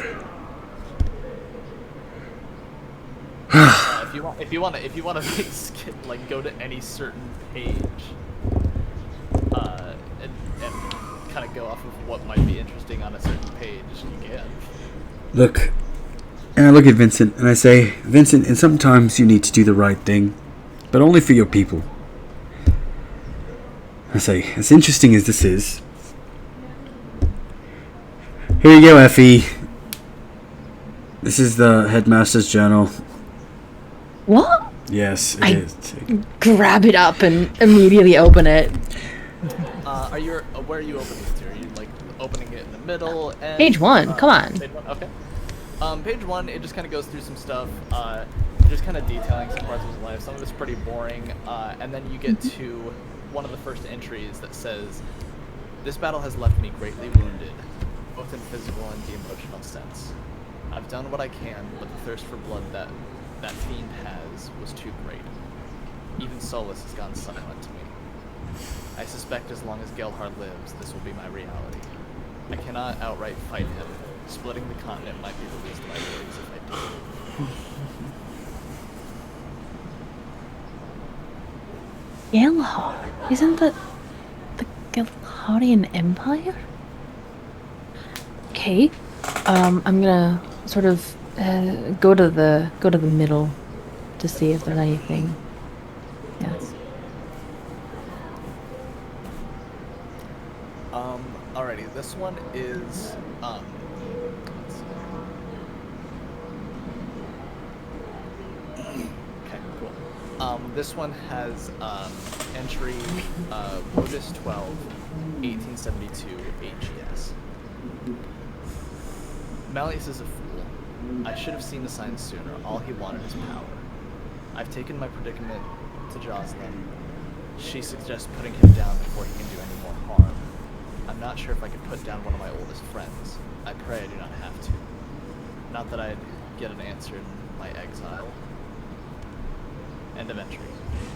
What? No, you don't have to write me saying end of entry. Just stop. Okay, no, stop writing.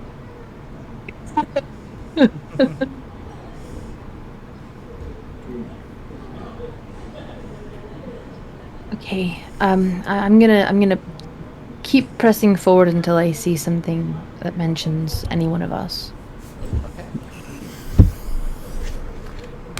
Would you mean in how In any context, as long as if it mentions any one of our like names. any just names? Yeah. Okay. Let's see here.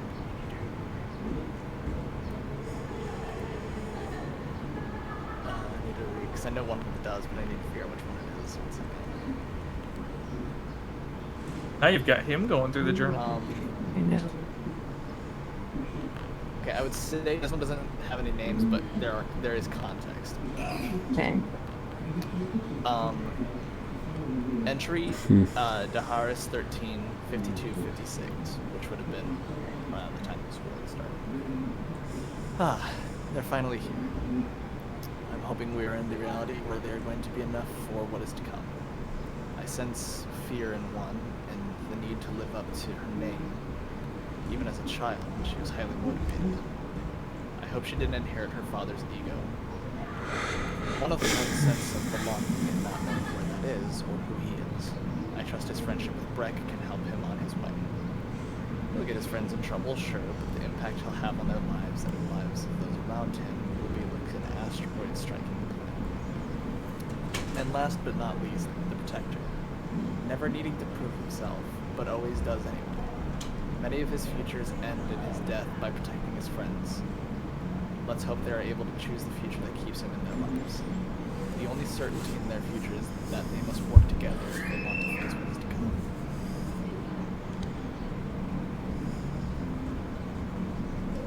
come. I look over at Zane and Eris.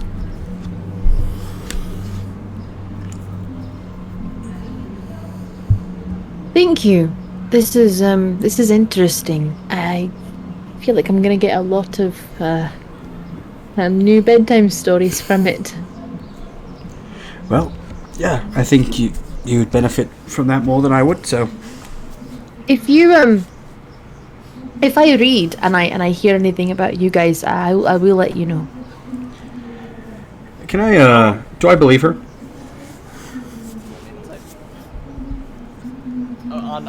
On if she'll tell you? Yeah. Oh, okay, yeah, go ahead and roll insight then. Effie, if you think that's it. It's a 19 plus. Wait, let me. Insight is not my best. Insight is not. Insight, where's that? Oh, +2, 21. Okay. Effie? She's not lying, but she's not being 100% truthful. Like she's hiding something. She's not lying though. Like she would tell you. All right. I hope you do, because I gave it to you. Well, Look, I'll let you know. I promise. you don't gotta lie. I'm a thief. I'm already always going to assume you're lying to me. I'm not lying. Okay, you're right. Why do you assume she's lying? She hasn't done that much lying. To us, at least. Maybe to herself. She's withheld information. We've had our bouts. Night wink. Okay. Effie, that entry is towards like the last couple of pages of the book. Is that the last part you're reading for today? No. While everyone else is having breakfast, I'm gonna like skedaddle and read everything that was written after that. Oh, okay.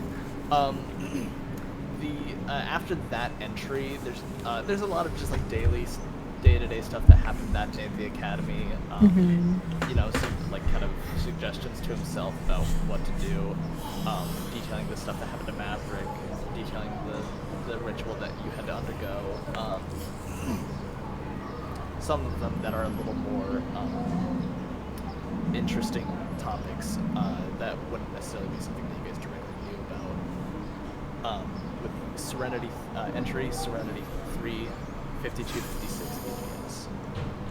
Today is a day of flux.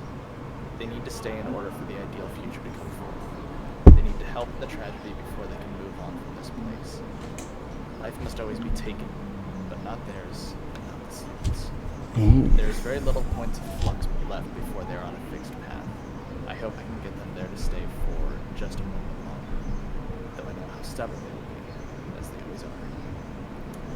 And the very last entry, entry Serenity 8, 5256 AGS, which was only a few days ago when you guys have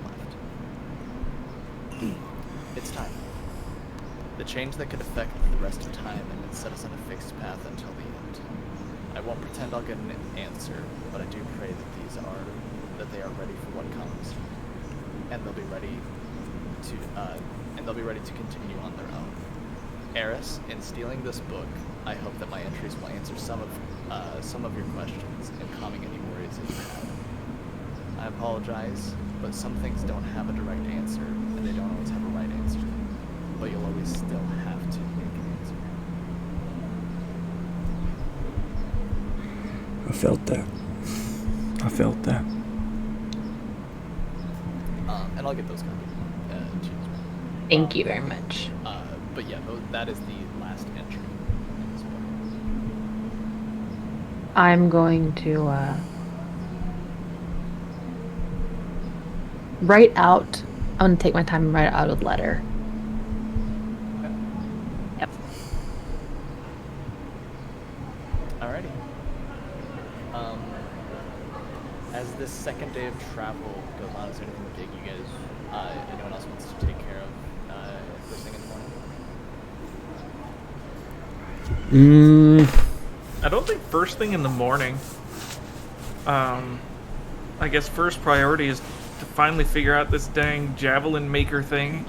I'm rereading the note. I'm like, oh, I gotta point it at something bright. Yeah. Just look up. Point at the sun. The second you point at the sun, there's like a beam of light that shoots into the quiver and just kind of and it stops, and it looks like it's just filled with light. Is it bright as the sun, or is it like less bright?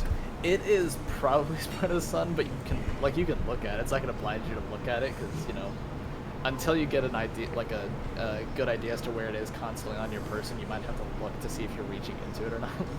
Because you don't really grab anything when you get in there. You just kind of put your hand in, grip, and pull out, and there would be a javelin in your hand. So there's not really any weight to it. Okay, can I try to pull a javelin out of there? Yeah, you stick your hand in, and a light javelin comes out and forms in your hand. What's it look like as I'm holding it? I mean, it's the shape of a javelin, but it's really just like it looks like particles of light. So it like has no weight? No weight whatsoever. Can I like take my other hand and like poke the tip of it? Yeah, I mean, you can feel it. It has a little bit of resistance to it. Oh, That's pretty good. so like, can I like looking around where I'm standing, like just somewhere on deck? Is there anything that looks particularly pokeable? Like, I'm not gonna get in trouble if I like jab a hole in it.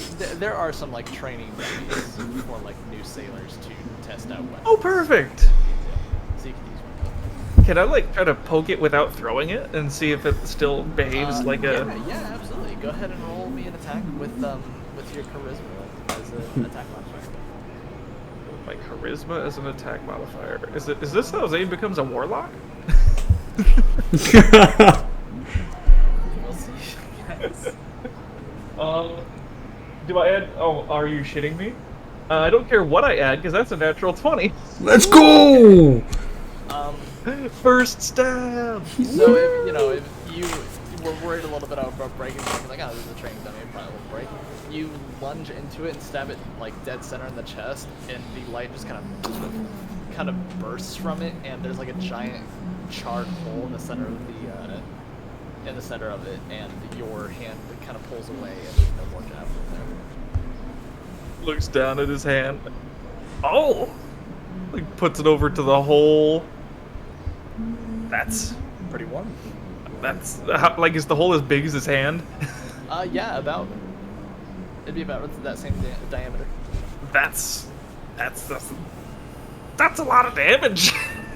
That's a lot of damage.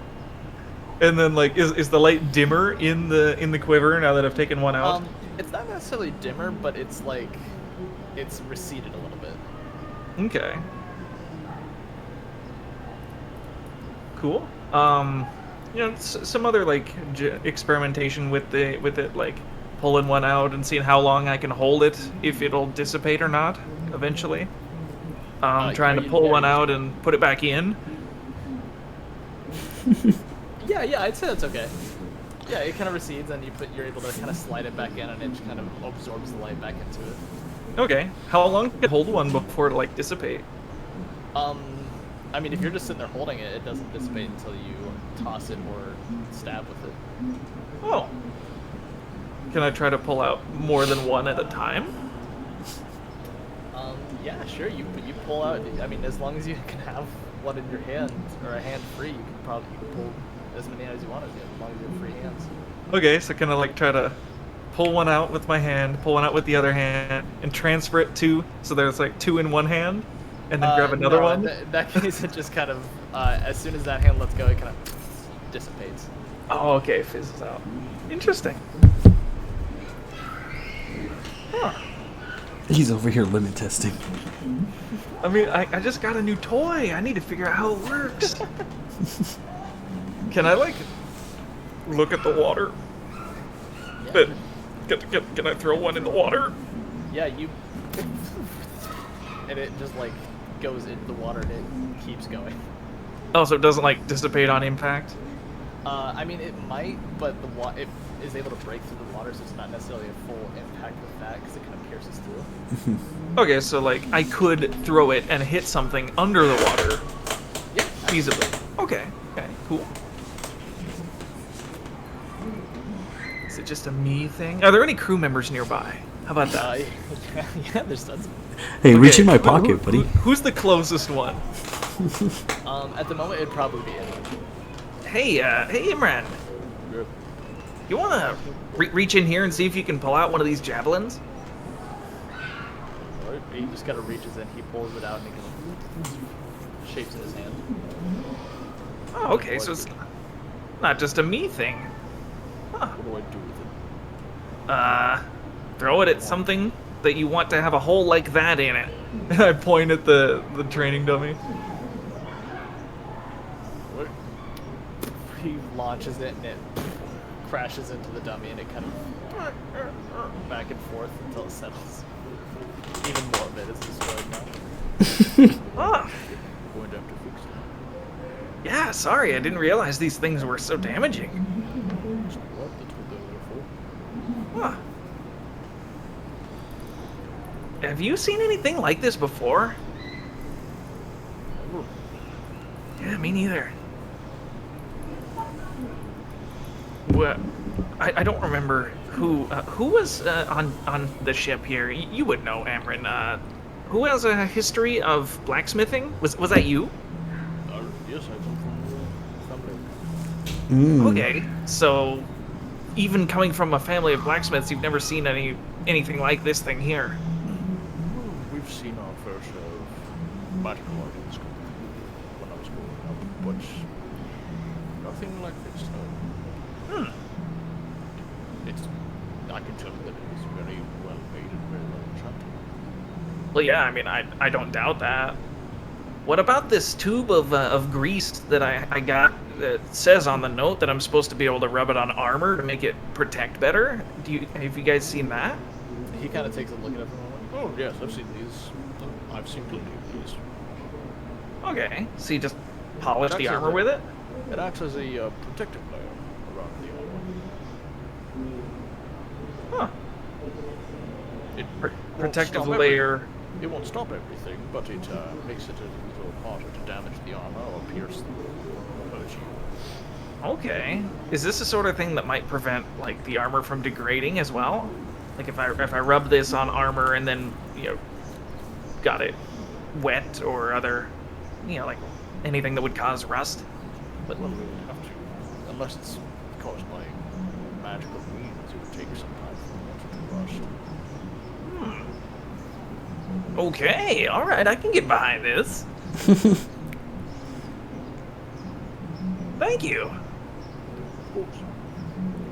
Have you seen the other two around? I mean, I know Zeph ran off during mealtime. Yes, I saw her reading a book. It's not Eris, where would you have been around this time? Probably gonna be trying to find Syndra, Yep, I figured. and I have little Vincent with me though. We're gonna go sit by the how do you call it, the bow of the ship, and talk about life, if she'll allow it. I believe he took the boy to go ogle at Syndra. Oh, yeah, he does that. Not just, I mean, it's mostly a recently thing. Like, I've not seen him really ogle anybody lately, yes? I mean, she is kind of pretty, I guess, but... You might know this, Amran. Have you ever heard the tale of the sea succubi? Stories of them? Oh, so you have heard of them. You don't think she's just a really well-disguised one of those, do you? I can tell I've known her for some time. Oh, and she's not tried to seduce anybody? Not remember. What's she do all day? She helps out on the ship. She helps my wife with the healing and if needed. She used to do freelance work with shipments if needed often on the ship. Well, if she isn't a sea succubus, then can you tell me something that I'll tell Eris this. I'll just come out and say it. He fancies her, it seems, and I'd like to help him on that route. Does she have any preferences or favorite things that you know of that I can spread the information to Eris and help him out? Well, she does like sword fighting. She's taken to that pretty well. She does cast magic occasionally, so she might fancy knowing or learning new magics. Not all knowledge is something that she has been learning proficient in since we hired her on. Right. Okay. Competency, probably. Competency is always good. Sure. Well, thank you, Amran. I'm gonna go talk to him, see if he finds any of this information useful. Yeah, make my way over to Eris. Yeah, he's Eris, you wanted to sit down and talk with Syndra?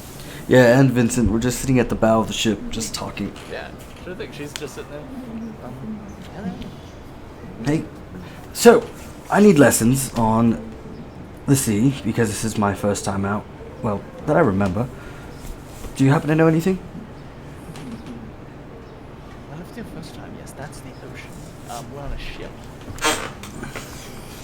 We are sailing currently, points up east. We're starting to, you can tell by some of the rudders that we are going to be getting into position to a more northeast position.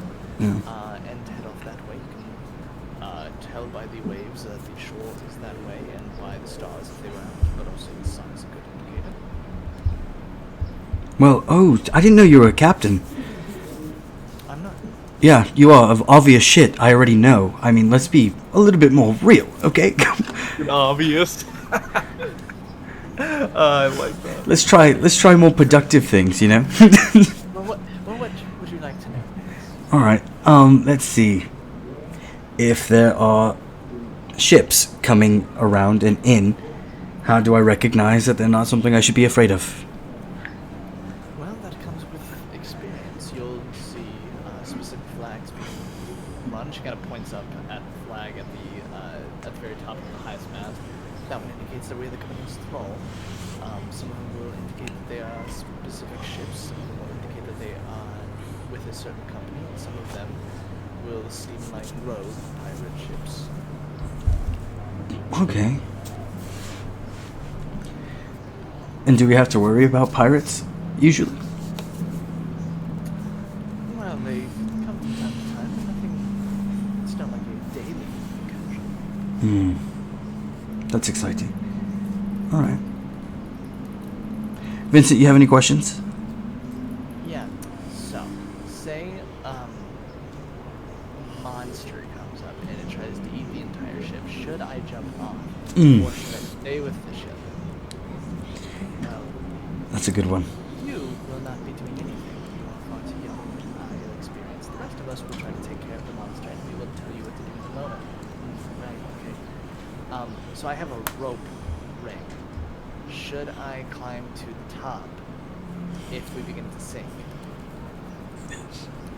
No. If we begin to sink, then we will get in another boat, or any other ship that might be by, and we will escape that way. No. Interesting. How deep is the water? I don't know. That's a good one. That's a good Been one. on the water this whole time. You don't know how deep it is. No, I've never been down there actually. Oh. I guess that. Remember, that's Vincent. Yeah. Let's just remember, she only knows the obvious things, like that's the ocean. This is a ship. There's food in the pantry, and what else? What else did you tell me? That you can be kind of an asshole. Who said that? She did. Well, that is true as well. I'm sorry. Can I send a mental message via the stone to Eris? Yeah, sure. As soon as I look over and see that they're already talking, I'm like, oh, I don't want to interrupt, but I know things. And we're like, hey, Eris, Yeah. You see me this is turn. Zane. Go ahead. I have information that will help you in your pursuit of the totally not sea seductress. Okay. Go ahead. She likes sword fighting and people that are good at it. I think if you challenged her to a sword fight and won, you might be able to wager her heart. Interesting. Okay. If you're into that sort of thing, I don't know. All right. Sounds good. I say, well, I'm an asshole, but I'm an asshole that's a great swordsman. Yes. You see this? And I show her the new +1 like rapier type blade I just bought. Yes.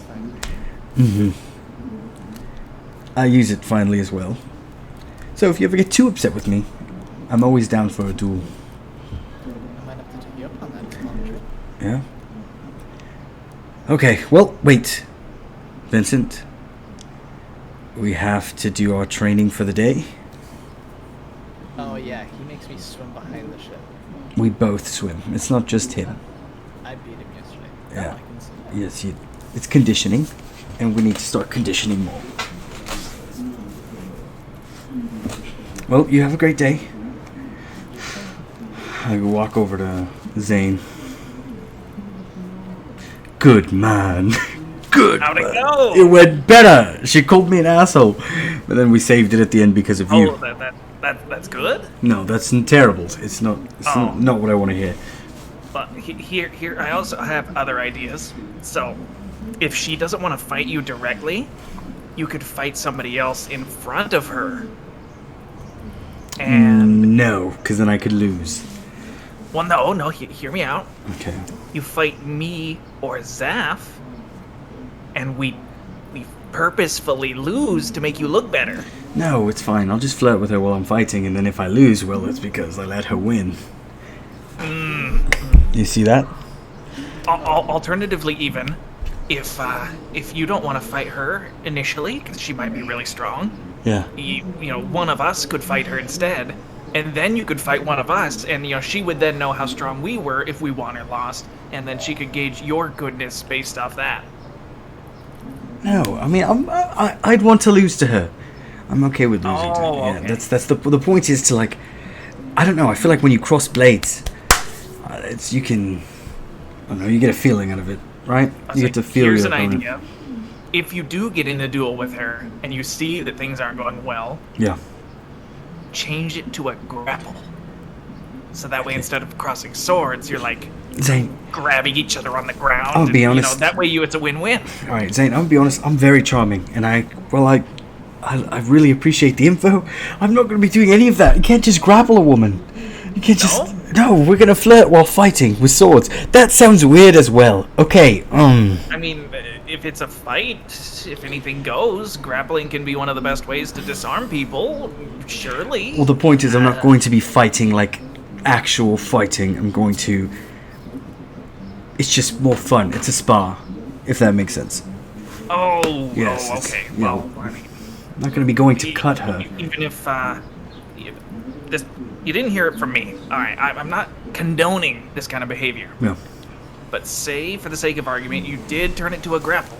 Yes. Okay. When you win or you lose, you would still be getting to touch her. Okay. That's. Oh my. Okay. Well, that's no. It's not good. I'm not saying that's a good thing or a bad thing. I'm Yes. just saying that it is what might happen. Yes. All right. Okay. I get that. I'm going to veer away from this subject. Are we ready to go swimming? About this time, you guys see an owl kind of flutter in with a little spectral form, and it has 2 notes on it that each say Eris and Zane. What? Hmm. Goat owls? Reach up and take the note. Yep. Open it up. I open mine as well.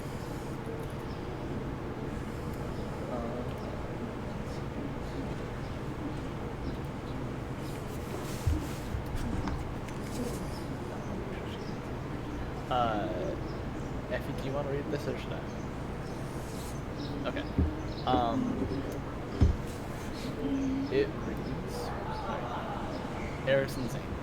I'm writing this out because I see that I'll be preoccupied with this journal for a long time. From what I have read and what we've experienced, it seems that Felix has been privy to many differing timelines where we are intricately involved in some dire world-threatening plot. Felix mentions many points of flux where the ideal future is threatened. It seems as though we have reached the period of time where where there are no more moments of flux. The choices that we made are fixed, and so it seems is the future. I'm not sure what the future holds, but I feel like I will get the answers I seek from this journal. At least I will be able to answer some of my questions.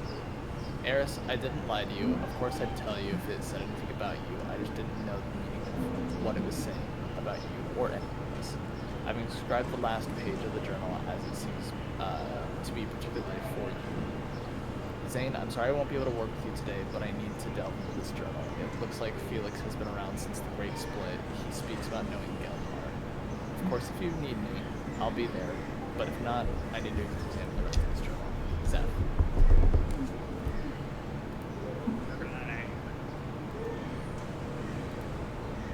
I mean, she knows Gelhar. We walked in on him. Like, he was having a meeting with the headmaster back when he was ushering us out of there. So, Well, we've seen this Gelhar. that's what you call a backfire. We gave her the book, and the book has consumed her. Well, I mean, it's fine. So, we just don't bug her for... I don't know how long. I mean, it's a small ship. Well, it's a massive ship, but like, there's not many places we can go otherwise. So I'm sure when she gets done with the book, she'll find us. Yeah. So, let's just continue the rest of the journey as usual. And let's get it over with. Alrighty, so with you guys continuing on for the day, going about some business, doing your conditioning for the day, I think we'll stop it there for this week. Nice. Okay. Over the course of the day, could I ask one favor? Can Vincent try to throw one of the javelins? Oh my I goodness. want Do to it. give Child a Where weapon are of you mass telling him destruction to here. throw it? I'm just like, aim at the ocean. If you see anything floating in there, chuck it.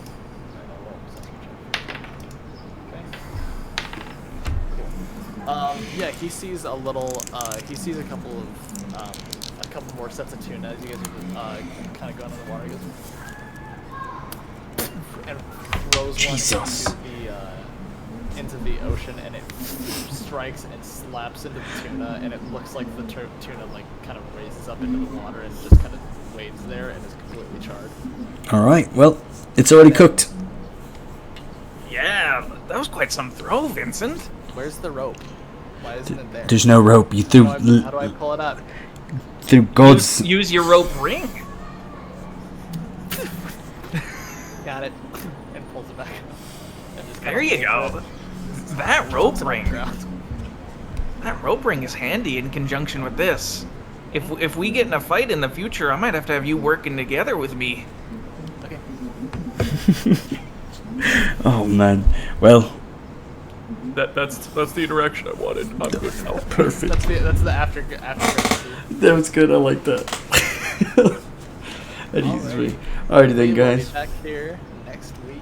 Next We'll get brought up as Sunday. soon as possible, and I'll get that YouTube video up later this evening. Alrighty. Right. Bye.